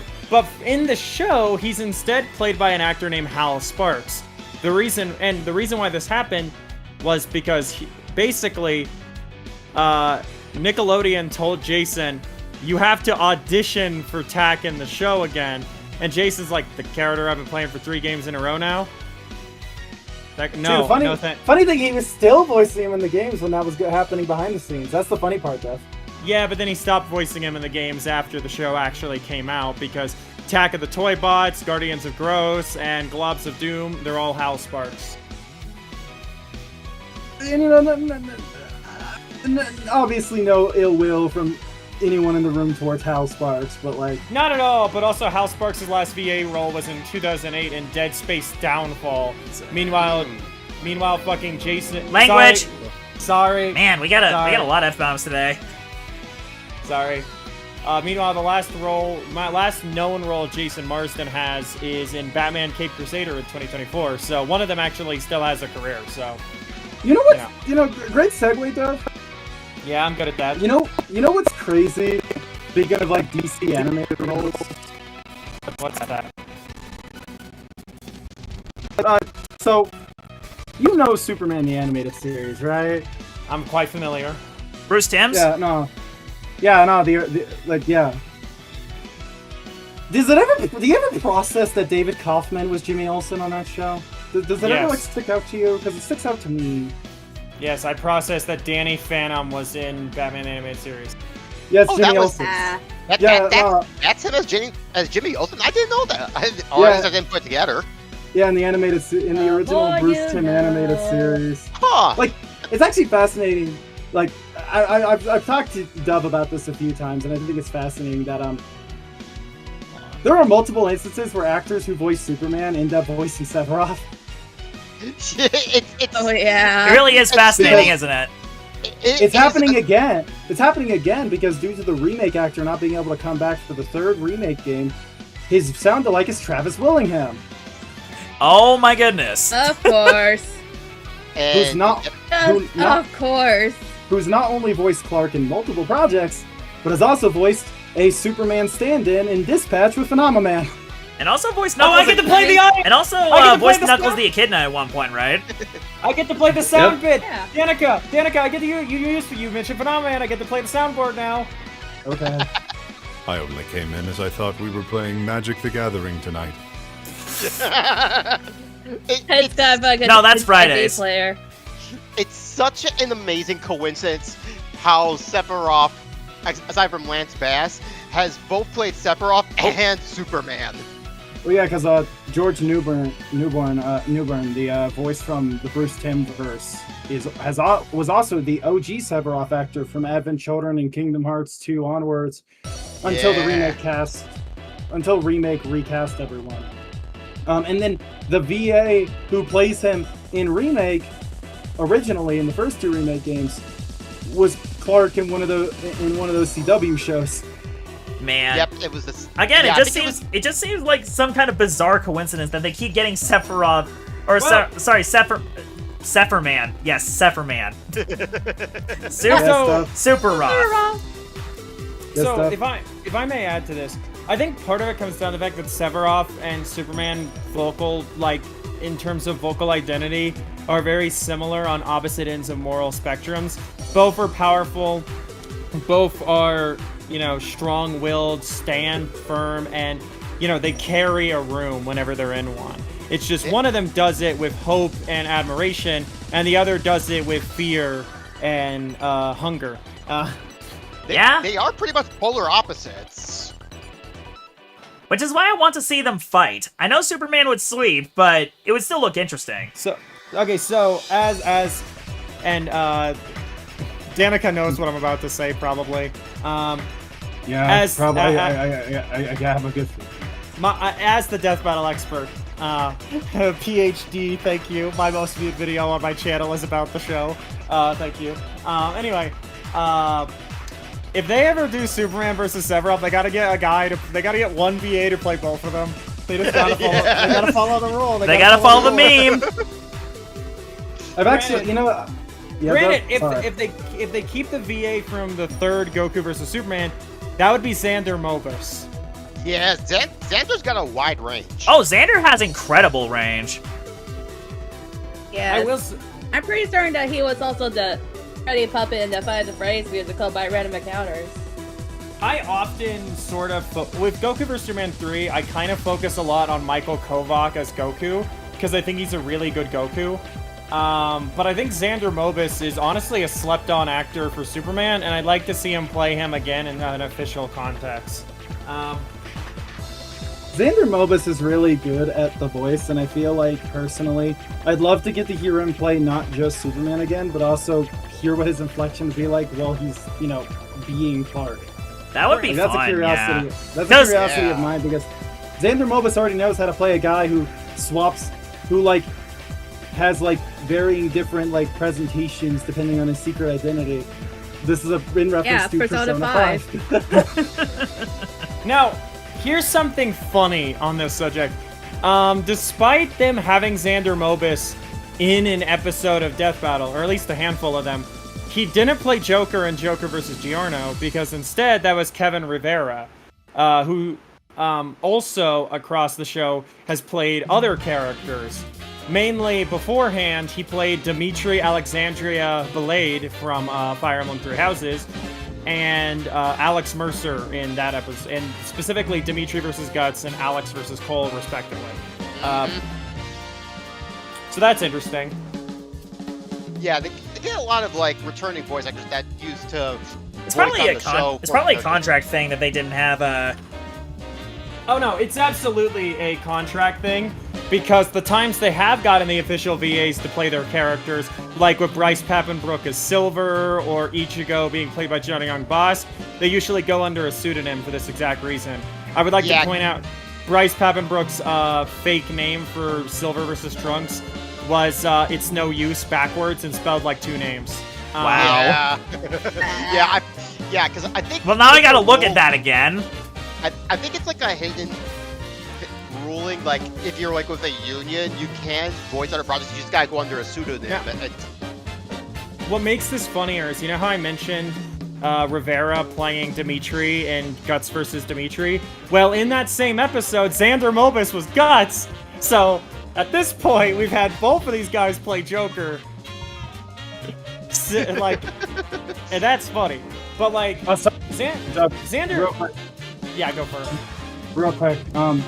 So Portal Master 64 asked the group what everyone's favorite Death Battle video was, and I'm pointing to you in particular because I feel like you're the only person in the room with an actual answer. I actually have an answer. So I made a video about it. It's Goku vs Superman 3 because I fundamentally think it represents everything that Death Battle has grown to represent. In the sense that it not only, is a really good episode with a really good song, great animation, and makes up for the last two versions of this fight, one of which was done in Season 1 and the other which was bad. So Episode 3, the third good version of it being as good as it is a miracle, but also because they challenged the notion of, they challenged the notion of what this show is and put it into a new perspective, making a point that this show isn't just throwing these characters into a fight without any thought. It's about appreciating them, about putting them through this lens and thinking about them in ways and having fun with that, being excited with that, loving it, and exploring these concepts. Yeah, thinking about it more than just slamming two action figures together, right? What's funny is that Wiz in the episode, during the analysis stuff, has a identity crisis almost. Because he starts talking about what Goku and Superman represent artistically, socially, culturally. And he starts to wonder if what they're doing is even right. Taking these characters that mean so much to so many people and making them fight each other. And then Boomstick just slaps him across the face and goes, "Good God, man, listen to me." Boomstick makes the point that, because it's fun, Wiz. We're having a great time talking about awesome characters and slamming action figures together, and that's okay. Yeah, exactly. So you get this, Danica. You understand what I'm. I've watched that video. I've watched that's one of your videos, Dove, that I will rewatch just randomly when I need. Well, to be fair, it's one of the only videos I made where that everybody watched because it's my most viewed video by a landslide.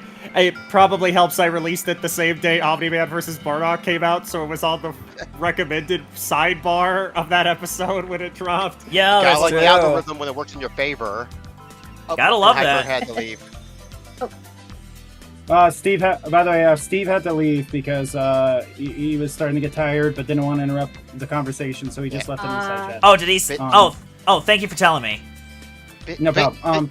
I was gonna say that episode is also my favorite because, like, even before I saw your video on the subject, Dove, that was the whole reason why I kept watching Death Battle for so many years. Because to me, despite all the analyses and like the arguments many people may have, I just watch the show because I just want to have fun and plus some of those episodes got me to see more of those characters like through their actual series and made me actually fans about them. Heck, the Rainbow Dash vs. Starscream episode back in season 1 is what made me watch My Little Pony to begin with. Which is crazy because that episode is bad. I mean, yeah, season 1, of course, but it was the episode that did get me going because I've been watching Death Battle since season 1, all the way back. I mean, so have I, to be honest.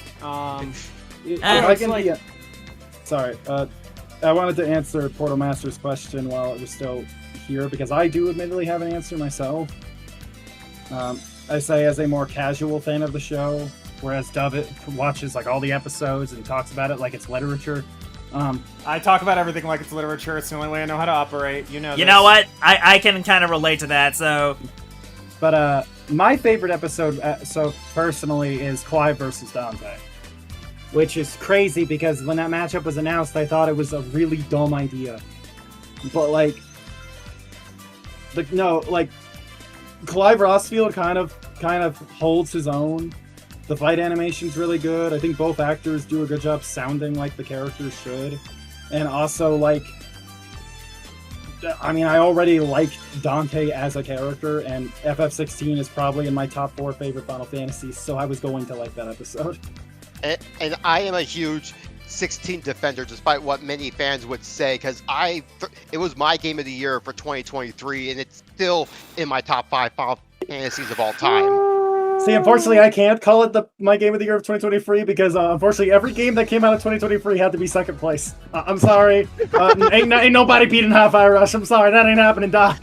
I get that. That was the PAX year. Oh, by the way, Danica, speaking of Hi-Fi Rush, my spur of the moment 20-minute long video essay about My Immortal references that game, actually. Oh, thank the Lord, dog. I cannot wait. I get to clap and point at the screen like Leonardo DiCaprio. Yep. I swear it's relevant to the topic, and before anyone asks, I mean the song. The song My Immortal, like by Evanescence. I was gonna say, if you're talking about the fanfiction... I am not, because I'm actively sick and tired of the internet only ever talking about fanfiction when they want to make it a spectacle, instead of acknowledging that 99% of fanfiction is actually good and just artistic expression, but you guys want to make the 1% that's laughable and bad your only focus. But hey, that's a conversation for a different video. Absolutely. Dove, you're already like 6'3". You don't need to stand on the box. I mean, no. Unfortunately, the soapbox never leaves. Listen, Listen, you practically have soapboxes stapled to your shoes now. I gotta put the respect onto the name of fanfiction. I have not spent multiple years and 111,436 words across 35 chapters of a Miraculous Ladybug AU fanfic to not be fucking language freaking putting respect on the name of fanfiction. Listen, I'm gonna tell you, one of the best Zelda stories I ever read actually was a fanfiction, funny enough. And it was actually a sequel to Majora's Mask in the time period of Twilight Princess. Also, real quick, Dove, don't worry, you get used to it eventually. I'm giving you a pass because this is your first time on my streams, but seriously, it is a house rule. If you do swear, you gotta donate. I know. One sec, where is this? Where can I go? There it is. So yeah, let me think about this. And... Oh yeah, Jay, I think I've been in the Dove long enough. Yeah, let's get you out of there. Yeah, Also, Dove, real quick, Faith Sola is reacting to you name dropping Miraculous. Ah, yes. You have activated the sleeper agent. Yes, I like Miraculous quite a bit. In fact, I've spent multiple years at this point cultivating a Miraculous AU fanfic of my own that is currently about, let's just say what it actually has right now. About 35 chapters across 111,436 words. I write a lot. I write like I'm running out of time. I mean, we all are if you think about it, but that's too existential. Oh, the one that looks really good. And one sec, I'm committing my due to society. Real quick. Let's see, how long have we been going? Oh, we're nearing the 2-hour mark, but since I don't have work, I'm gonna go ahead and stretch it out for a bit longer. There. Yeah. Also, Just, like, get the flash open. how's Ariel looking so far? I like it. It's adorable. Her hips don't lie. Her hips don't lie, and neither do I.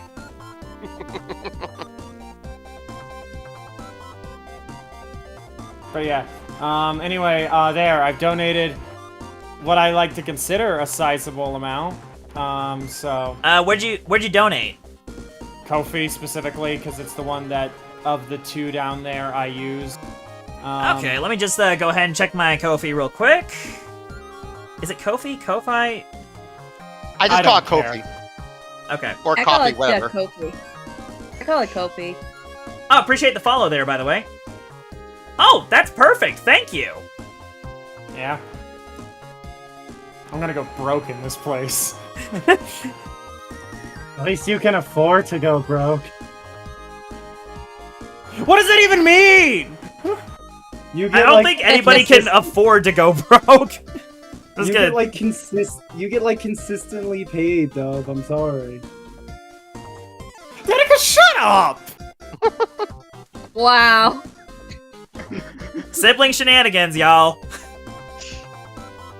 Let's see. I am gonna figure out the hands later. I mean, this ain't. I mean, it's not getting stabbed, so I'd consider it an upgrade. Okay, but the last time I stabbed you, you threw me out a window. Okay, excuse me, what? That was fair, all right. That was fair. That was fair game at that point. Plus, I was the one who got cut by the glass, not you. Okay, look, listen. You were bad at throwing me out a window. That's why you got cut. I was 6. Okay, cool. Am I Jay, unlocking and you lore? wonder your sibling rivalries go this off the walls. Okay. Well, so to be fair, there was the time my brother cracked his head open. So to quickly explain what me and Danica are talking about,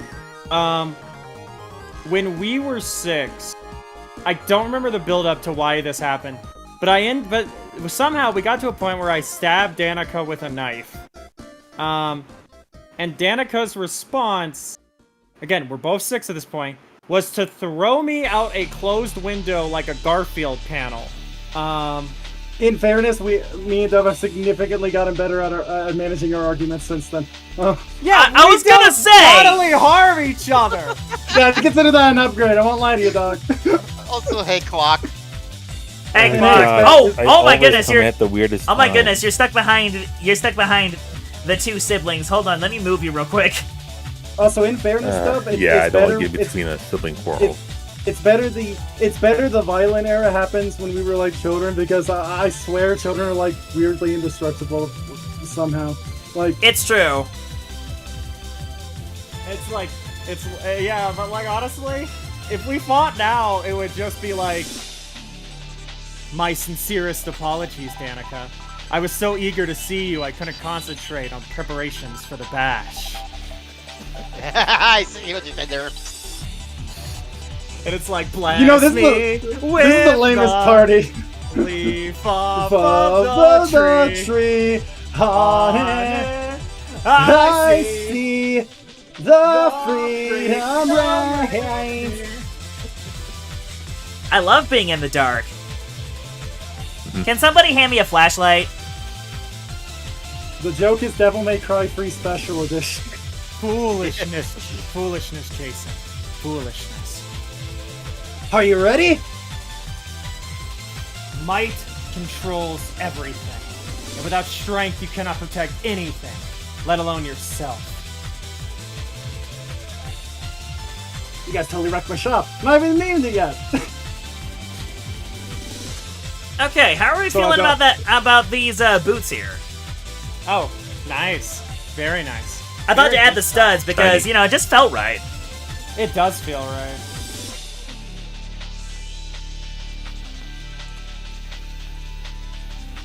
Okay, now let's see here. Also, gotta say, I'm loving the way, like, I'm having her kind of squish out of her, out of like her, what is it, her arm warmers and the Yeah, boots no, here. it's good. It's Yeah. good. I mean, I'm glad someone understands why the tears are there. Yeah.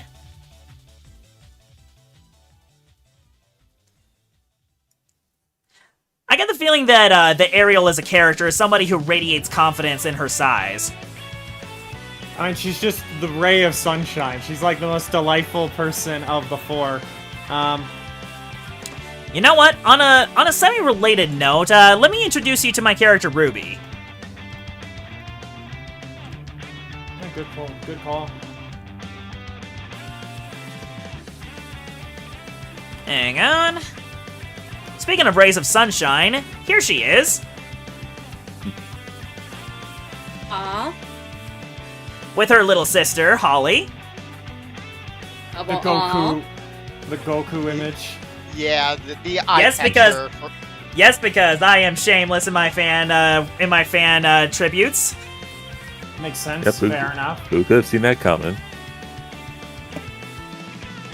Honestly, this is probably my favorite St. Patrick's Day thing I've done for her yet, since the character in canon is meant to be Irish, just like Ariel, funny enough. Yeah.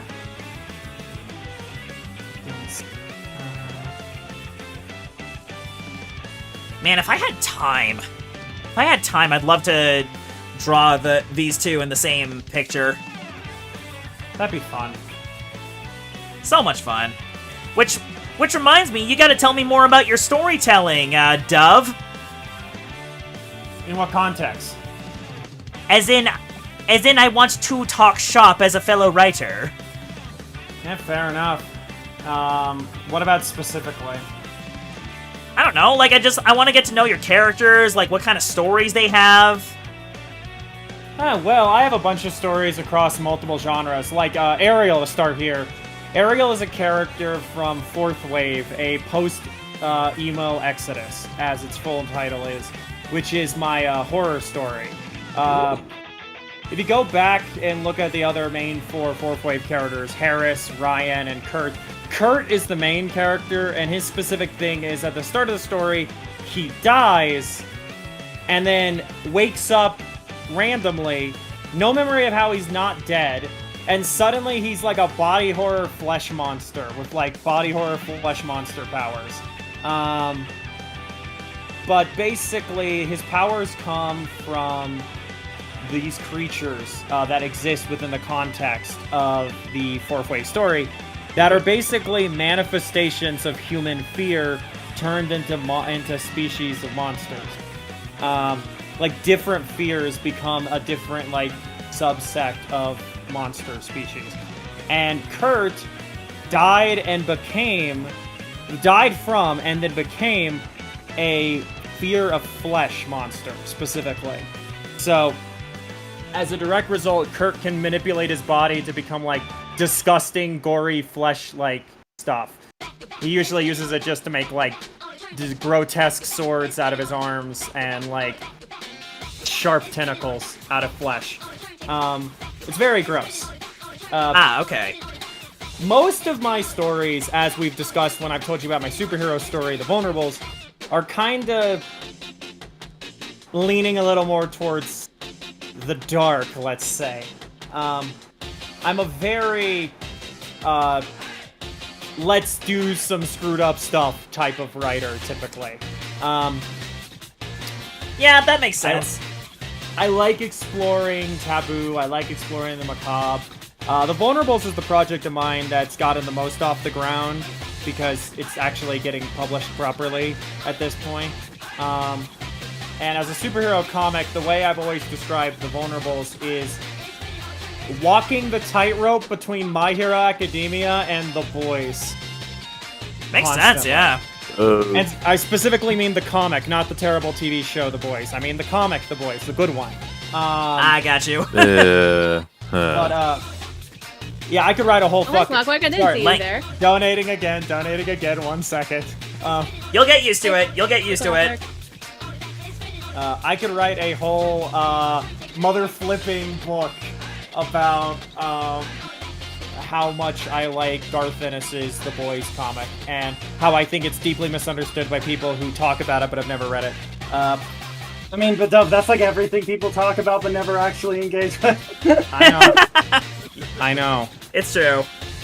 Oh, let's say you should know. You're a Boys fan. You're a Kingdom Hearts fan. You have other examples, right? Well, you're a Lunatics fan. You mentioned that earlier. That's another one. I am a Lunatics fan, and everyone who's ever talked about Lunatics online that has any amount of traction, has never watched it. And I can always tell because of how they talk about it. Let's see. I think I'm one of the How do I few want people to- that watched it casually as a kid, not really paying much mind to it, other than just I'm just gonna watch it until what I want to watch comes on next. Because the thing is, I hate the way the internet talks about Lunatics Unleashed, because it feels like they're all just parroting opinions from people that maybe watched one episode and then judged the entire show off of that, if any. Because it's like, I'm not saying it's like one of the greatest things ever. This was a show that aired around the same time as The Batman, like the 2000s cartoon. Like that show, which is really good, by the way. Oh, it's Like, insanely good. I love it. It wasn't even the best, like, action superhero cartoon airing on the Kids WB at that time. But it was, you know, it was good. It was a good show that was done well and did what it was trying to do well enough. And after asking one of the people who worked on it several questions about the thought process behind its creation, I have even more respect for it than I already did. I also now know that the myth that people have been spreading, that Warner Brothers has a picture of Lunatics in their office as a reminder of quote-unquote what not to do, is a lie. That's not real. I have been told directly, that is a myth. It is not real. They did not do that. Also, why we're here, the Animaniacs revival has no right to throw shade at Lunatics when it's worse than it, but you know. You know hey, what? That's whatever. true. And I 100% agree with that. Also, side note, I hope you like the little straps I put on the boots. I do. I really do. Also, why we're on the subject, right? I think another thing is that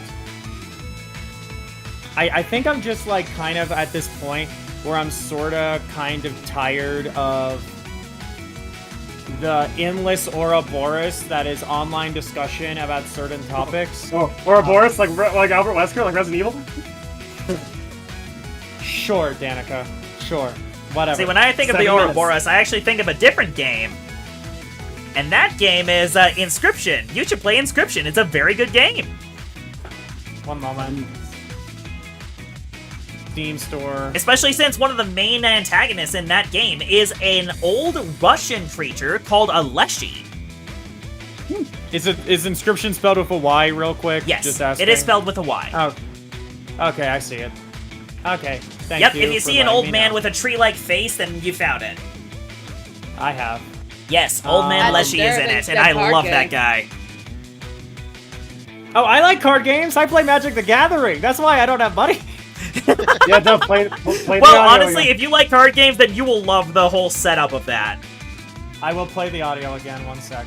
I only came in as The I thought creepy we were playing opponent. Magic the Gathering tonight. Let's see. Okay, I think I've just about got everything I need here, save for the hands, but yeah, I think I'm just about done with this. Yeah, it's nice. Yeah, Ariel's Cool. looking really cute. Yeah. definitely. I almost lost more money. Almost is the key word here. Hey, I did it though. Almost is better than actually losing it. Well, yeah, I've already lost $20 to this place.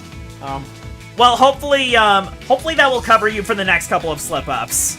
Cause how much? Wait, how much is it? I thought it was like $5 to swear. What? No, I never said that. I said it's 25 cents per swear and $1 for an F-bomb.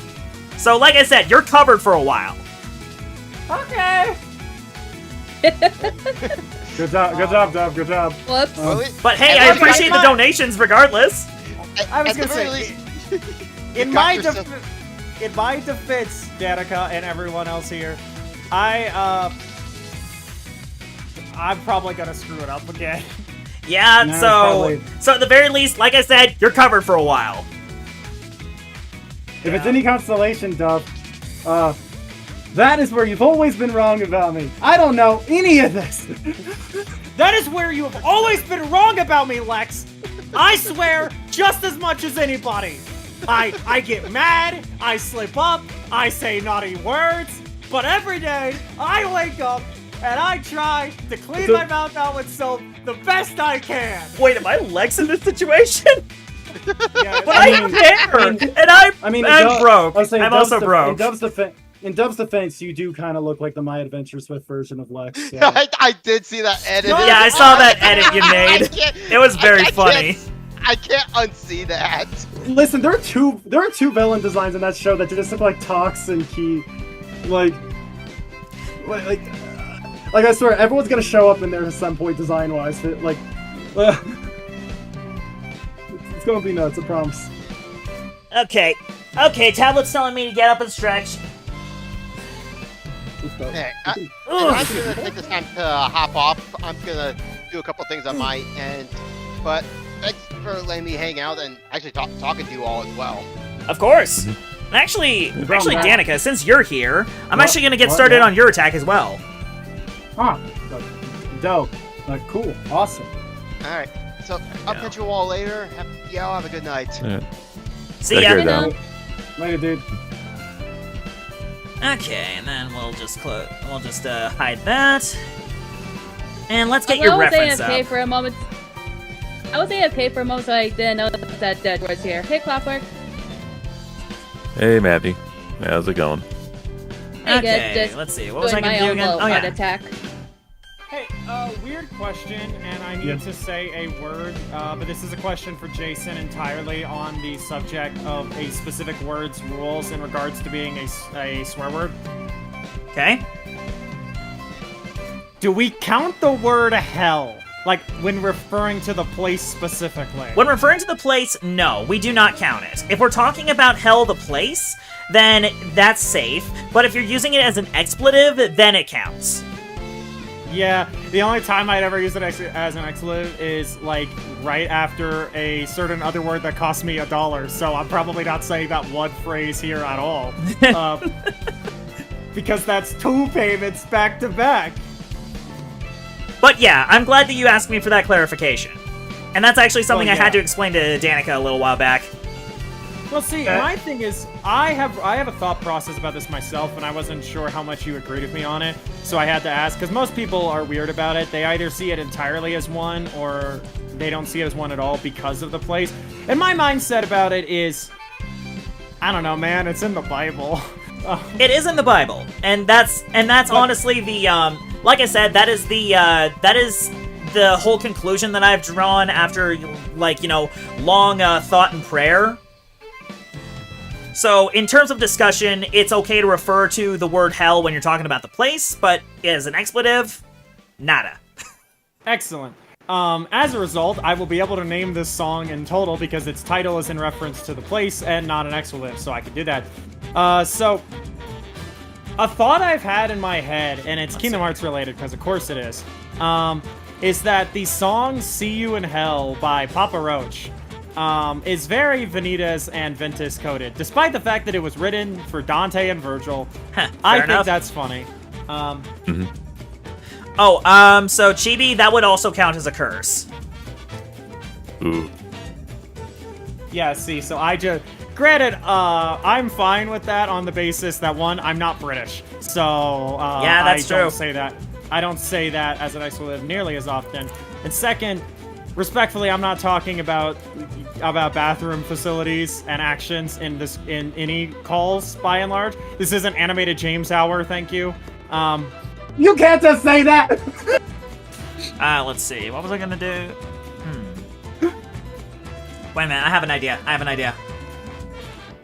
You know, it's kind of crazy, not gonna lie, since you're drawing Jacqueline, that, like, this will be, like, the third attack Jacqueline gets, when I expected her to get none.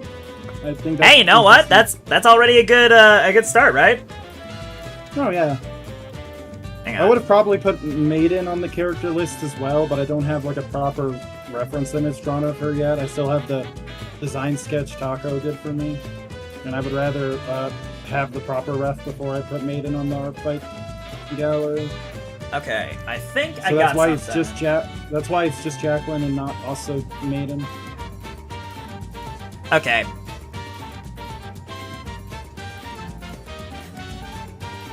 Okay, Echo. Props to you if you can recognize where this pose comes from. All right. You're gonna need to be able to actually see the pose first. Well, that's the game here. I'm trying to see if you can recognize it before you know the whole thing's finished. Well, yeah. I just don't know how what stage I will. That's the factor there.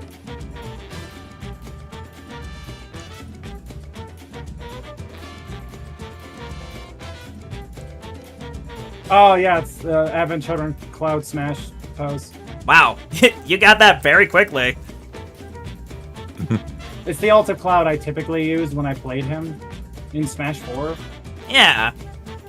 I still play him sometimes in Ultimate. It's just I get screwed up by the up B sometimes because I'll over input and then do the down B when I'm over the pit that I'm trying to save myself from. Yeah, that would do it.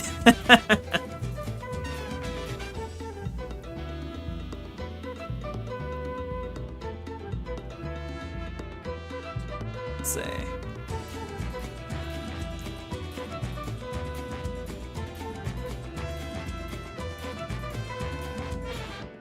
Of course, unlike Cloud, Jacqueline over here has some more meat on her bones.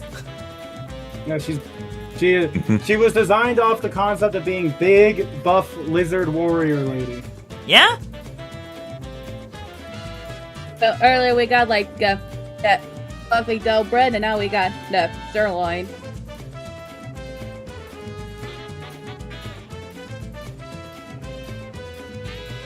When I do eventually get around to drawing Maiden's reference shit, I also need to do an image that shows the height difference between Maiden and Jacqueline, because it's very distinctly different between those two. Makes sense, yeah.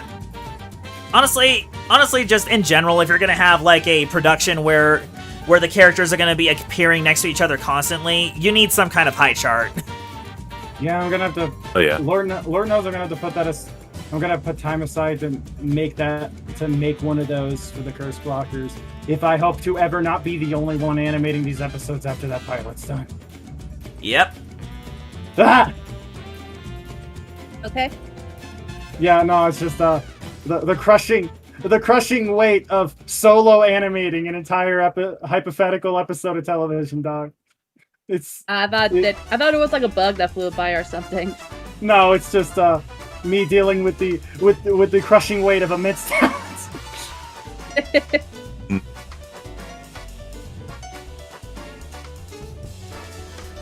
Like the movie starring popular Dead by Daylight survivor Nicolas Cage. I'm about he definitely would star in Dead by Daylight. He was really good with the Willy's Wonderland. Yeah. I'm glad you said that, because he is in that game. Like, not even like a character he played. Like, Nick Cage, the real person, can be played in Dead by Daylight. Wow. Good lord. I mean, he would. He even voices himself. No, it is really It is really funny when you get a Nick Cage on your Survivor team and you end up in the Freddy Fazbear map. Wait. Wow. Danica. Yeah? Can I mention the Springtrap thing? Yeah, no. Oh, I told that story last night to Jay and Hatter, but yeah, go for it. Okay, so basically, there is an alternate costume for Springtrap that turns him into Matthew Lillard, and this specific Matthew Lillard Springtrap has unique dialogue with Nicolas Cage. Wow. Oh. Wow. My favorite line of his from it is I gotta admit, not your best performance. Jeez. Matthew Lillard is a national treasure, quite frankly. My most favorite line from that is when he said, "Ollie, Ollie, oxen free." You could definitely tell he was having fun at Springtrap. Dude, the last time he played a horror villain was like, at that point, like 2 decades ago. Like, I'm pretty sure Bro was ecstatic to be back in the saddle. Yeah, like, he's been, like, voicing Shaggy for, like, a few decades, so he really felt confident and happy to play a psychopath again. I remember when the FNAF movie was in early production, the main speculation was that Willem Dafoe would end up as William Afton, but then when it was revealed to be Matthew Lillard, I was like, that's still really good, so... Yeah, no kidding. It was a really good casting choice. Dude, I haven't seen the second. I'm probably the only one who hasn't seen the film because heart condition. I would probably die if I was jump scared too hard. I did not know you had that. Yeah. So fun fact: my family has a history of heart attacks. Well, that's probably terrifying to like. And you should definitely not watch the Backrooms then, because there was There's a lot of things that I really should not watch. I would say that's probably terrifying to live with every day, knowing that that's a real possibility you deal with. Yeah, that's why I need to be a little more careful with my health, because if I put on too much weight, that'll actually put strain on my heart. That makes sense. No, definitely. Heart attacks are very serious business. People die from those. Yes. Yep, that's what took my grandpa. Yeah. Yeah. Anyway, Jacqueline's looking really good right now. I'm glad you think so, because I think I'm biffing it here. I mean, you're on the I sketch like the pose. phase. Respectfully, you're on the sketch phase. You can kind of stand to biff it during this phase. Fair enough. Like, something you have to remind yourself while during the process is that it's going to look wonky when it's not done yet. You know what I love? You know what I love reminding people, unrelated at all to the Jacqueline art, but I just want to say this because it's funny. So, as we all know, Smash Ultimate has Cloud, Sephiroth, and Sora in it, as we know. But my favorite fact about this is that Cloud and Sephiroth are their FF7 versions, which means they don't know Sora. But Sora knows them. And I think that is both tragic and kind of funny. Man. It's a lot like how I like to remember that Banjo and Sonic have met before this game.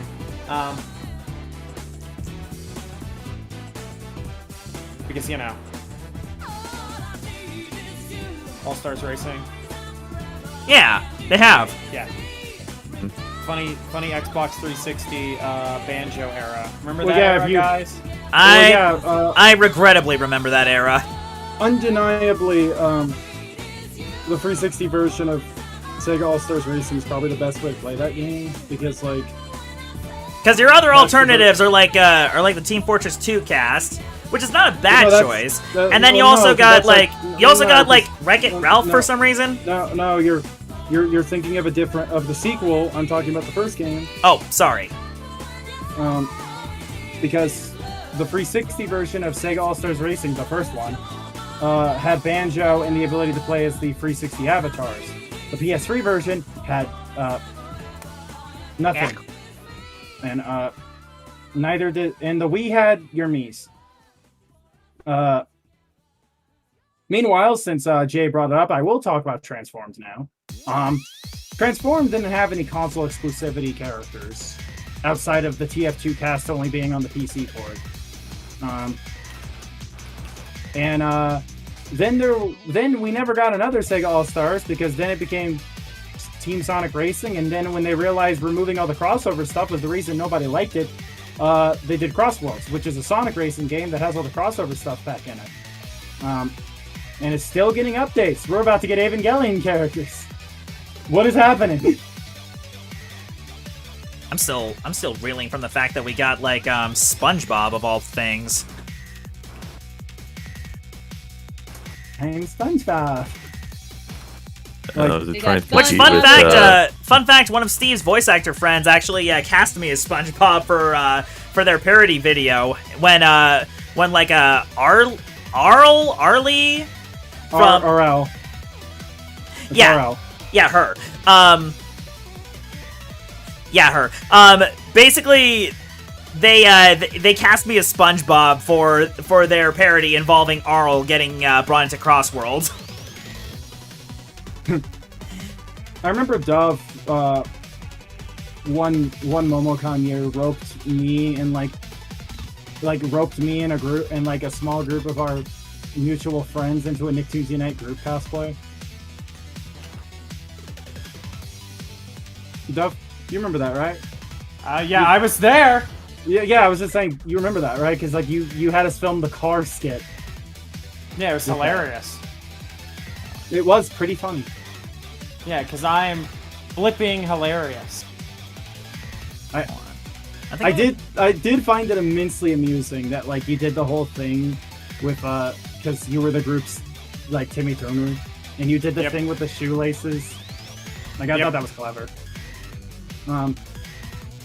To quickly explain what Danica's referencing, the shoelaces of the shoes I wore that day were green and pink on each, respectively, on each foot. Oh, and I think I remember seeing that photo.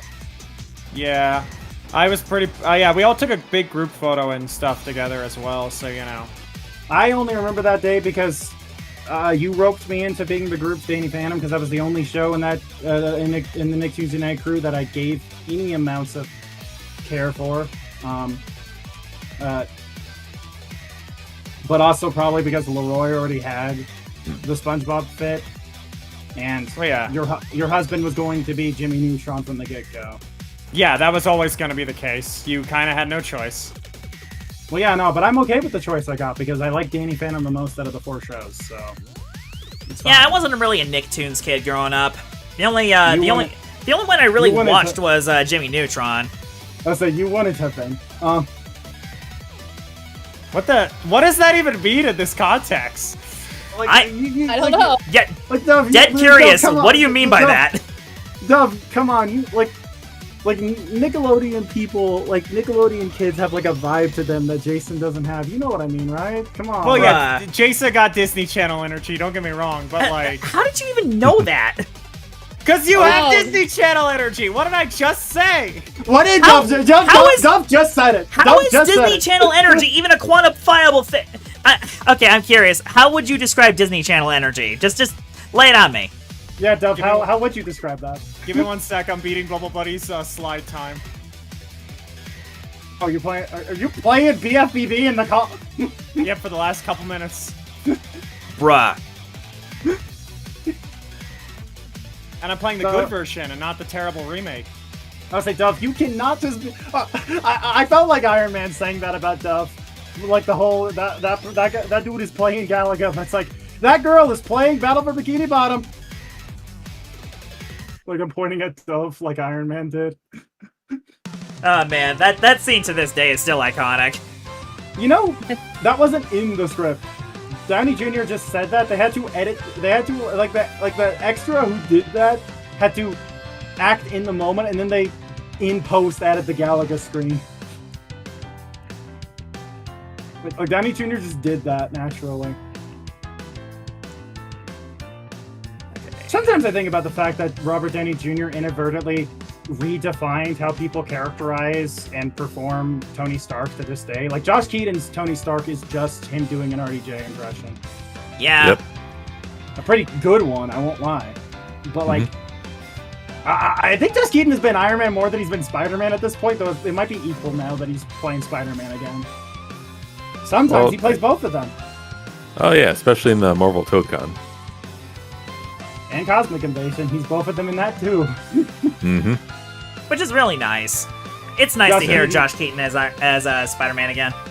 Yeah, it'd be really cool if Agreed. one of these games could get Reno back, though. Like, listen, I love Josh, but like, can we get Reno back in the booth? Like, maybe one more time? Like, I'd love to hear Reno Romano so much. I love that guy as Spider-Man. Neversoft Spider-Man, my little meow wow, my little low poly man, my little guy.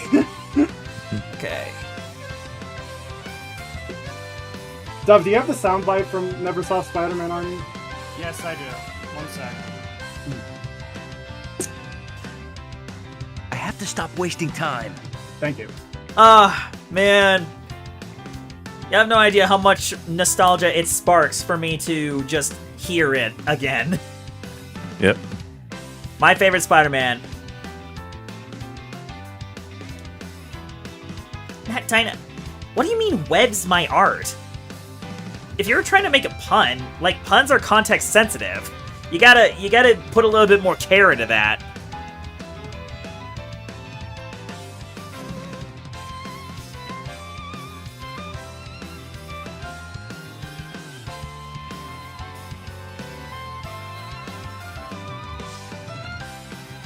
Just to say, yeah, Jason, it's almost done. Oh, your attack? Yeah, Nice. almost done. I still need to get around to doing the one, my own attack for Jay, but like, I've been waiting for him to finish the attack on me with Jacqueline so I could just make mine a revenge. You know, extra points and whatnot. So is that what it is? You're just point scumming now. Well, also because I got to do the attack for your wife, for the character of your wife's that I bookmarked first. Oh yeah, Dove. Did you see that? The snake lady? Yeah. Yeah. It's actually funny you brought up how in your story you have like monsters that are built off literal fears. Rachel's actually doing the same thing for her story, with Tanath being built off the fear of snakes. Well, it's one of my stories. That's a reminder I have a lot. Fair enough. But yeah, on a related note, remind me to show you my own bits of prose in literature sometime. Worth doing, yeah. Because something I like to do when it comes to literature is I like to play with the melancholy. Pretty based. Because not enough people explore that as an emotion, you know? That's And of not course, I accurate. also like to play around with action, but melancholy is something I've been developing. I'm depressed. I get that. Yeah, I guess you would get that too. I am also heavily depressed. I have never been okay since I became an adult. Man, I mean, too much adulting. Too much adulting. Don't not start. enough. Do not enough start, childhood Dove. whimsy. Do not start, Dove. You are not a millennial. Get back here. Yeah, you're right. I'm Gen Z. You did not just say Gen Z. I did. I did say Gen Z. Dove, do you call it a freaking Zebra? No. I just like saying Gen Z specifically. Don't worry. Okay, I almost called you a freaking barbarian. Well, it's that and the ZX Spectrum, but that one's just because ZX Spectrum sounds better.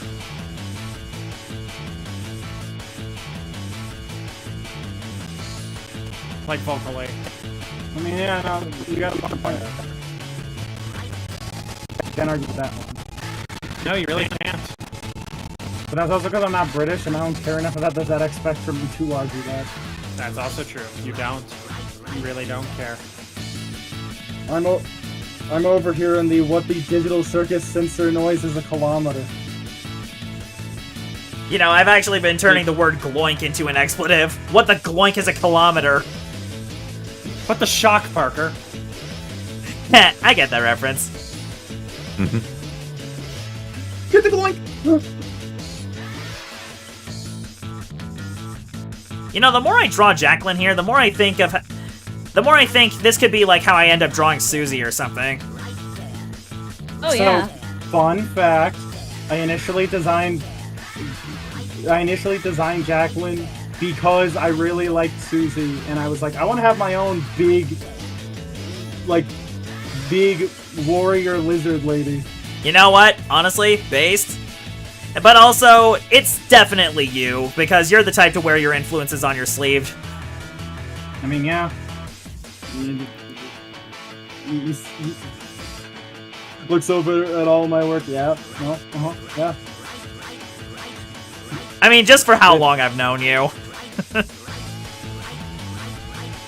It's just something I've associated with as your artist trademark of sorts. Or I should say character design trademark, because your artist trademark is midriffs. My artist trademark is a few things according to people. Actually, I should just ask people at some point what they consider like trademark traits of the stuff of like my work. Oh yeah, like your artist calling card, as it were. Yeah, no, 100%. It'd be interesting. Calling card like Persona 5. Yeah, stuff like Persona 5 for the PS3.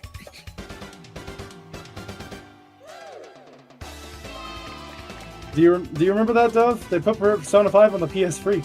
Yeah, that's how I played it first, remember? I'm sorry. Persona 5 on the PS3 is like Breath of the Wild on the Wii U. I forget it exists sometimes. I mean, hey, that's how I played it for the first time, and also how I got disappointed by it for the first time. Yep. Breath of the Wild? Something you need to know about me, Dove, is that I do not like Breath of the Wild, and I despise Tears of the Kingdom. Damn. Language. Does that count? Yes, that does count. Okay, so the fact that I heard it as a 6-year-old means nothing. Got it. Honestly, it just sounds to me like, You know what? Actually, I'm gonna refrain from that comment, because I almost made a chiding comment about your parents. Oh, my mother didn't swear in front of me. It was everything else around me that did. Ah, okay. See, this is why we shouldn't assume. Because you know what they say about assuming. I mean, literally, you know, my mother actively tried to avoid that sort of thing. See, then your mom actually did her job correctly. It's like, not that it mattered a whole lot, because the rest of the world decided that did not matter. I didn't say any of it back then because I was told not to, and I was really bad about always doing what I was told as a kid. Which I think might be part of the reason I swear as much as I do as an adult, is because I straight up just never did beforehand. So what, are you like making up for lost time or something? I don't know, it's some subconscious thing. I don't pretend to understand. I mean, I know the feeling too. So like, that fascinating. Yes. But Dove, real quick. Yes. So I need to ask, since Wait, you're hold on. here in the same room as Jay, Dove. I am here. Yes, I am also here. Well, actually, before I do, I'm also here too. I'm going to ask Portal Master's question. And so is Hatterson. Because Portal Master is asking the group what all of us thought of the Persona 6 teaser from a bit ago. I mean, I know next to nothing about it, so... I was just say, you mean the teaser we saw of French Graveyard? Okay, but in fairness, the Persona 5 teaser from years ago was a bunch of chairs on a red background, so... I know. Yeah? I was there. I mean, I like the idea of Persona leaning more into, like, the spooky macabre stuff. I think that's an interesting angle. I mean, I also like it, so hey, I'm into it. Mm-hmm. But also, it's fun and spooky. The French Graveyard really threw me off. No kidding. That's really cool. It does. I can't wait to see what they have in store this time. Yeah. And until Persona 6, we got Persona 4 Revival, baby! Yeah, let's go, baby! With Jamel playing you, Doug Danica. Yeah, nah. And there are multiple Twisted Wonderland actors. Actually, you know what? We've been kind of going on with the, We've been going on with this Sonic track for a little bit. I'm gonna put on some Persona 4 track because it's topical. Like, you know, there's like two... There's like... Because, like, Riddle is Yosuke in Revival. My goat, Paul Castro Jr., Rindo Kanaide himself. Yes, Doug. Yes. He's gonna play Yosuke. No, I know. I just have to bring up Neo Twiwi any chance I get. I like that. What was the actor's name again, Duff? Paul Castro Jr. Thank you. I remember Wait, hold on. Paul made a post on his Insta when it was finally revealed he was Yosuke, where he made a point that like he was happy to see the positive reception to like the trailer, and also brought up how he was fully aware of the huge shoes he is filling because of who was voicing Yosuke previously. There we go. But I think Paul Castro Jr. is a great fit for Yosuke. Hope you get to play Spider-Man in a decade, sir. Best of luck.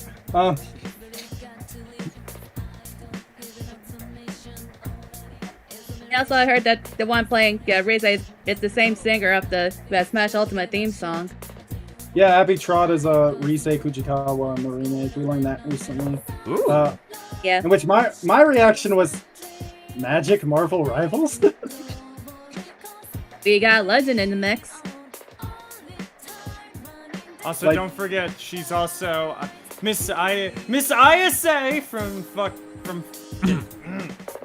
da-da-da-da. Not da-da-da-da. Don-da-don. I got too distracted by my swearing. Well, hey, it's Also, okay. so- You're catching it now. Also, side note, Dub, this is your bi-monthly reminder, Dub. I have not seen Don to Don. I'm not bi, I'm pan. Huh? Bi-monthly! Yeah, it Oh can't my be bi. goodness. It can't be bi-monthly because I'm not bi. Okay, pan-monthly! That doesn't make much sense. What does that mean? You two are teasing each other in the way only siblings could, and I love it. I'm going to jump you! Yes.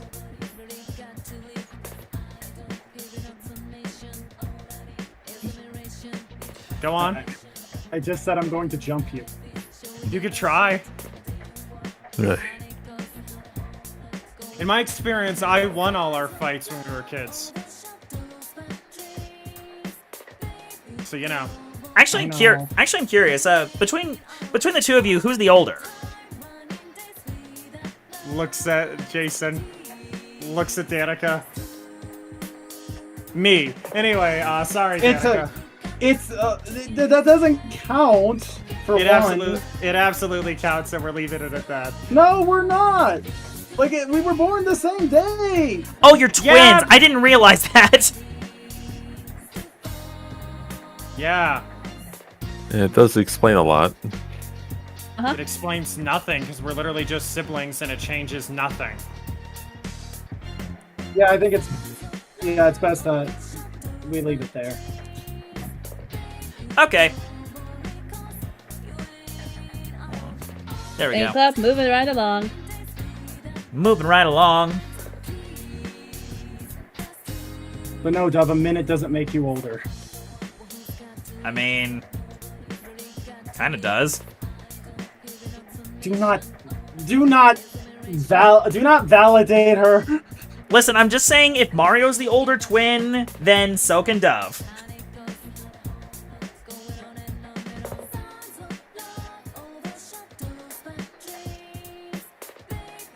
Dub, you can speak.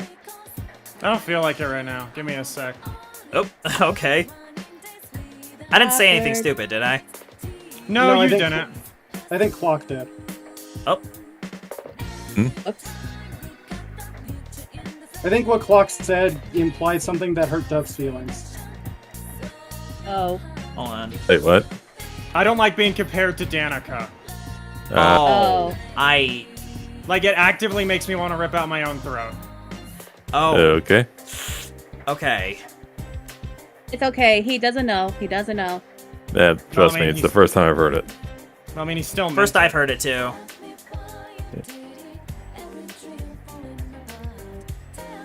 Yeah, sorry about that.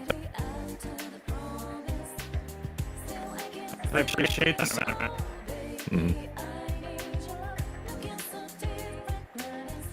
Yeah, it's among reasons why I don't really talk too much on streams.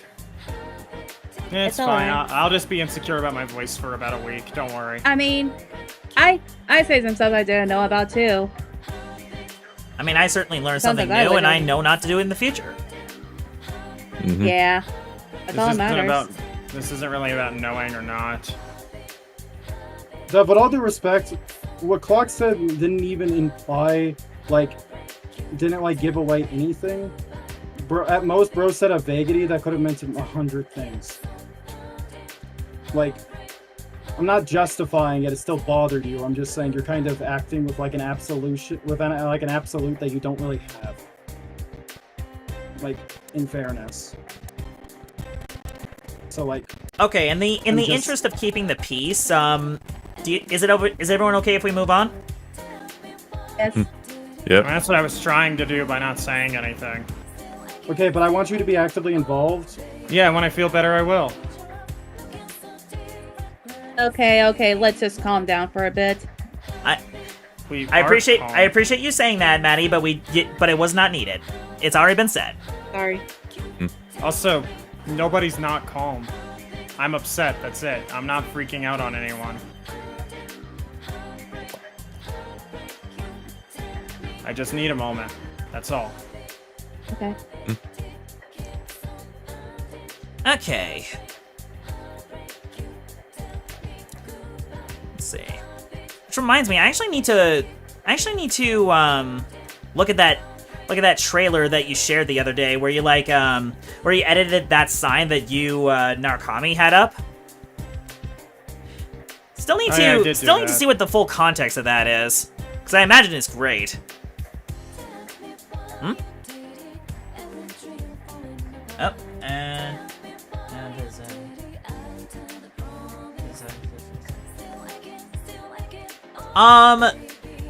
Melanie, I'm actually not gonna answer that question just for the sake of everybody who was involved with the D&D campaign.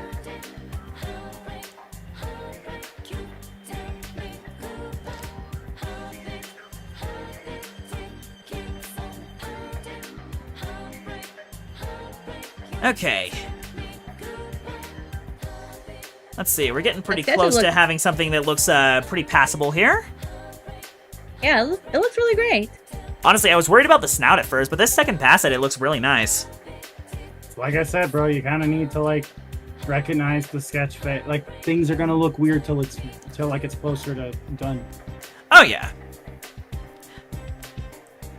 I'm just glad I was able to come up with something, because I had 3 different attempts that I started, and then I backed out of it because I don't know, I got stuck in my own head about it.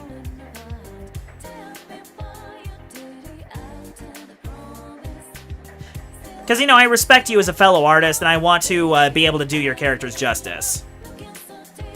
Yeah, I appreciate that.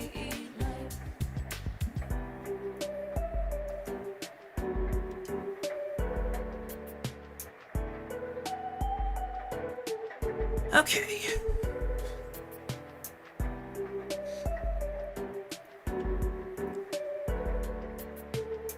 Okay, I'm gonna shrink this so I can see it a little better. There we go. Let's see. Okay, gloves are fingerless. Good to know.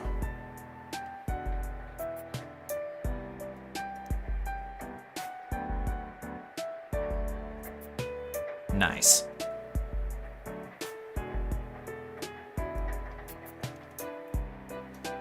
Or hold on.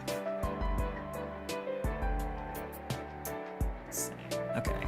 Then it's gonna curve inward. Let's see.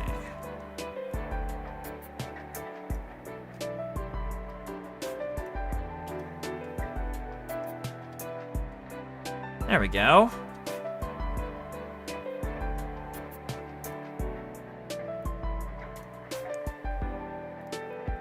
Let's see.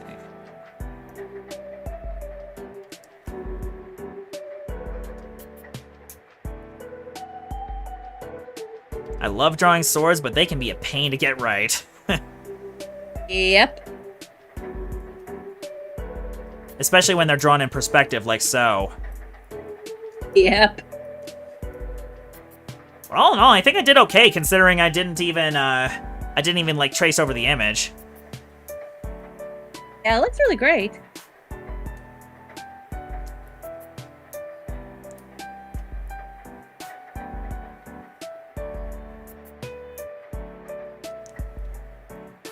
Let's see.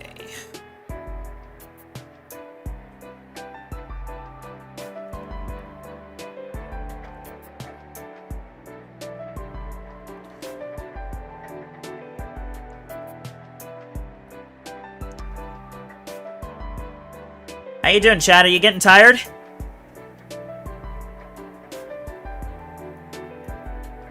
I'm doing pretty good. Let's see. How long have we been doing this? We've been doing this for over 2.5 hours. I think once we hit the 3-hour mark, we'll call it a night. And then we'll find somebody to raid. Yeah. So we got about 15 minutes left.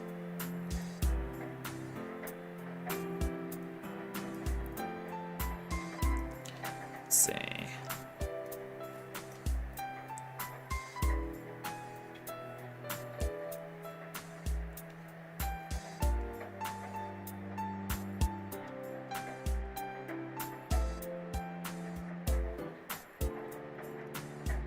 Okay, that's about as close as I'm gonna get it.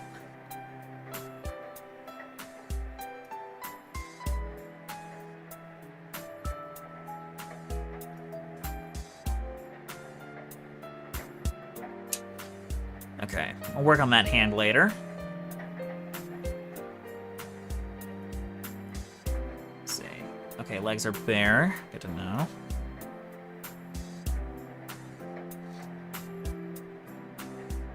Gonna add a little bit of muscle definition.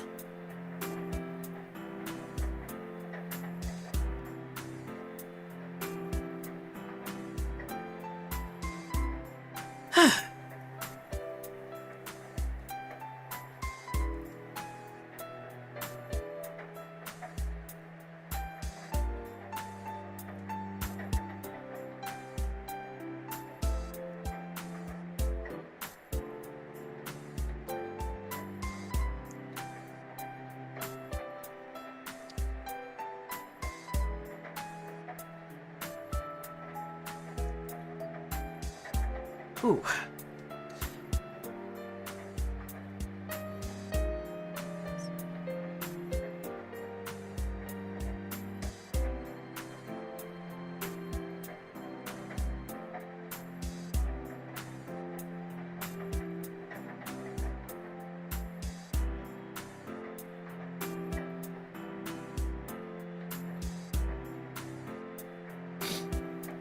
Let's see.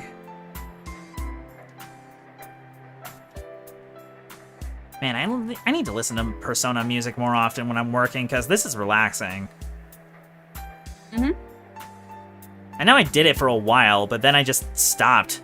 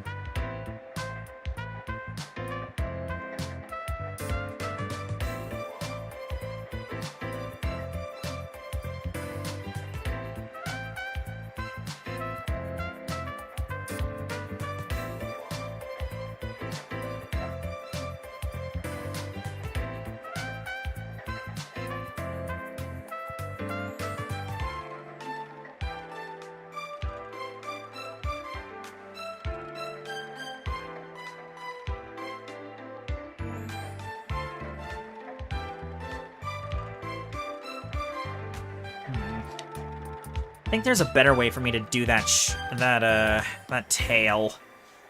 Huh. Just not sure what.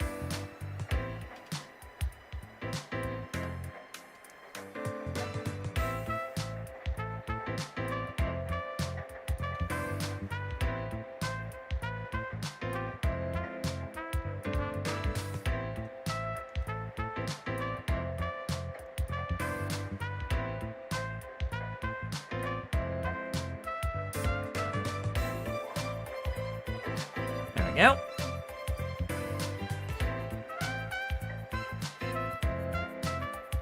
Oh, you're welcome, Faith.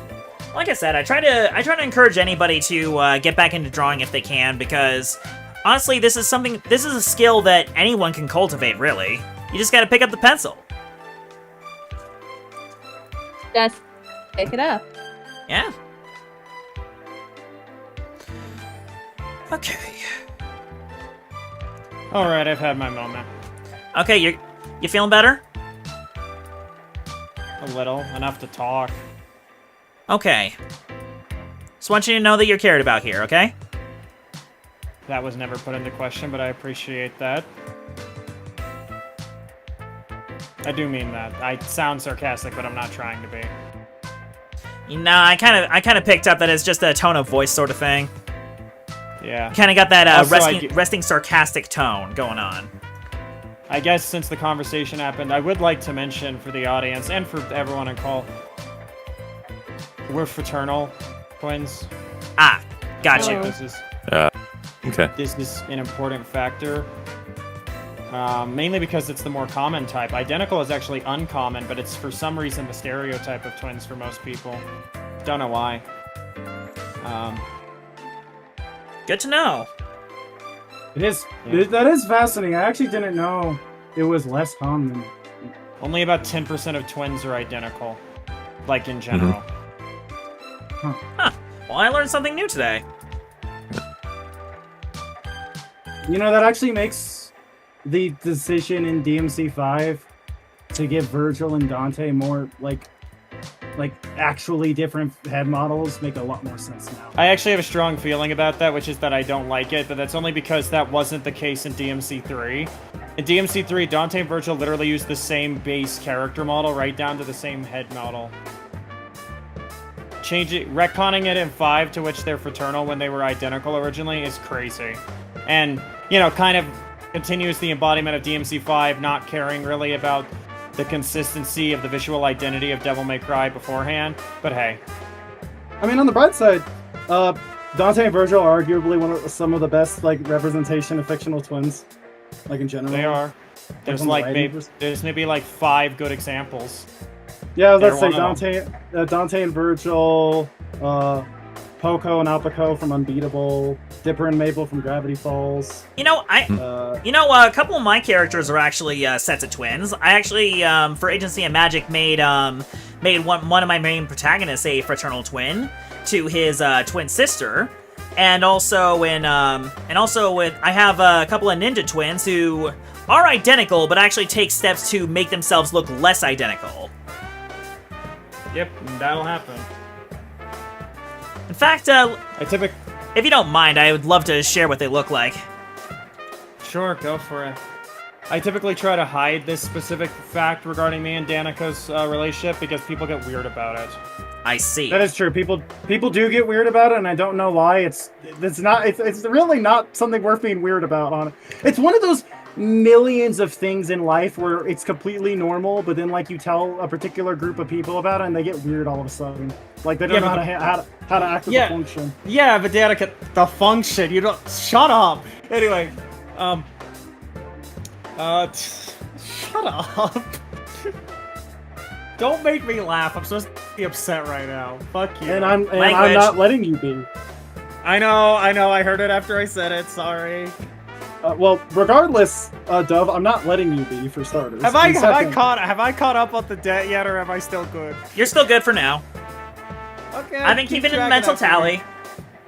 Please do. Right now, you're on number 5, I want to say. Okay, as long as you're keeping the math, because I don't want to owe you money. But yeah, these are the twins I designed. Nice. They're half Elvish twins, and their names are Bruce and Benkei. Bruce is on the left, Benkei's on the right. What'd you say? One of them looks like Lionel. Danica, look. Yeah, no, it's the hair. He's got. Yeah, right. It's really cool. He looks like Lionel. I love it. Who? He looks like Lionel from Thundercats. He looks like if Lionel was an Ninjago character. Bruh. Wow. Okay. I love that. I Although took they both inspiration from literally neither of those when I designed him. Yeah, to be fair, the way they're drawn here feels very, and this is gonna be hyper specific, but hear me out. Very Sadeki core. Sadeki core? Sadeki. It was an RPG exclusive to the original Xbox. I see. It was made to look like a Japanese RPG, but it was distinctly not one. So you're saying that you're saying that my art style here, with the way I've drawn them, looks anime but isn't. It looks like a Westerner trying to do like anime stuff. Sadeki's on Steam if anyone's interested. It's a fun little jank little thing from the 2000s that was almost canceled because it was originally in development as a PS2 game, but then the publisher dipped and the game almost got canned. And then Microsoft was like, "Hey, so we need more RPGs on our little consoles. So how about a deal?" Oh boy. And thus Sadeki became an Xbox exclusive. The earliest an early example of Microsoft randomly making deals to get exclusives that weren't warranted to them. I mean, it's kind of the inverse of what happened with Psychonauts 1, Danica, because Psychonauts 1 was supposed to be an Xbox exclusive, but then Microsoft lost faith in it and dropped out of publishing it. So it ended up going multi-platform as a direct result of that. And then it ended up with Double Fine being an Xbox studio for 7 years until they weren't anymore. Yeah, as of go figure. Today. Which, brief aside, as happy as I am that all those studios are being allowed to still exist, just under different ownership or independent, I'm personally looking over at Microsoft and going, so you could have just done that the whole time, and you still attempted to kill Tango. That's fascinating. That's very fascinating, guys. I do wonder. Not to mention the Vice script they've got on Rare. I will not shut up about that. Dog, at this point, nobody from Rare proper is at Rare anymore. I mean, yeah, but I will make the point. My personal opinion is, I kind of wish Rare just went independent. I know why they don't. I get it. But also, like, I don't know. It'd be nice, because, like, they didn't want to be owned by Nintendo anymore. I get that. They were actively looking for buyers. Well, here's the thing. They were actually hoping that Nintendo would buy them. But Nintendo turned them down. Huh. Interesting. Yeah, because the thing here is that Rare was actually running out of money, and they were hoping that that a big studio would buy them so they'd have a better budget for games going forward. But when they approached Nintendo about it, Nintendo turned them down because they spent so much time trying to make games like Banjo-Kazooie that they were actually, like, you know, just kind of siphoning money away from their projects. Because, fun fact, Banjo-Kazooie got delayed many times, Ocarina of Time being one of them. Being one of the reasons they delayed, because it was originally meant to be like the holiday blockbuster, and then it wasn't. Also, unrelated entirely, but I gotta ask this. So as we know, the domino that led to me being here is Maxwell. Naturally. As you know. And I know Maxwell's friends with you, and I know Maxwell knows Hatterson pretty well. Yep. And now, and Maxwell and me started chatting mainly, weirdly enough. Am I still here, by the way? Yeah, you're still here. Mhm. Yeah. Yep. Don't get annoyed with me for asking that. You know I have reason. I know you do, but also we're all just letting you talk. I know, but like, I have to ask. Discord has made me untrusting of the silence. I get that, but also you were saying about Max. Anyway, me and Maxwell, it was weird because we kind of just started talking about the fact we're both vampires. Like, that's how our conversation started for a while. It was really funny because Maxwell and me talked once, and I'm like, you do realize shapeshifting is like just a regular vampire power, right? That's how we could turn into bats. You could do this with other things. I mean, I remember the fact that he tried, but it ends up becoming like a giant hairball. Yeah. Thankfully, I've been teaching him, and as you've seen, the results speak for themselves. I mean, you know, it's funny you say that. He tried to approach me with that new form of his, and I'm just like, so what, did you put on makeup or something? And he was just baffled that it didn't do anything for me. Yeah, that's funny. I mean, granted, when I've used my other form, it did something for a few people. Players.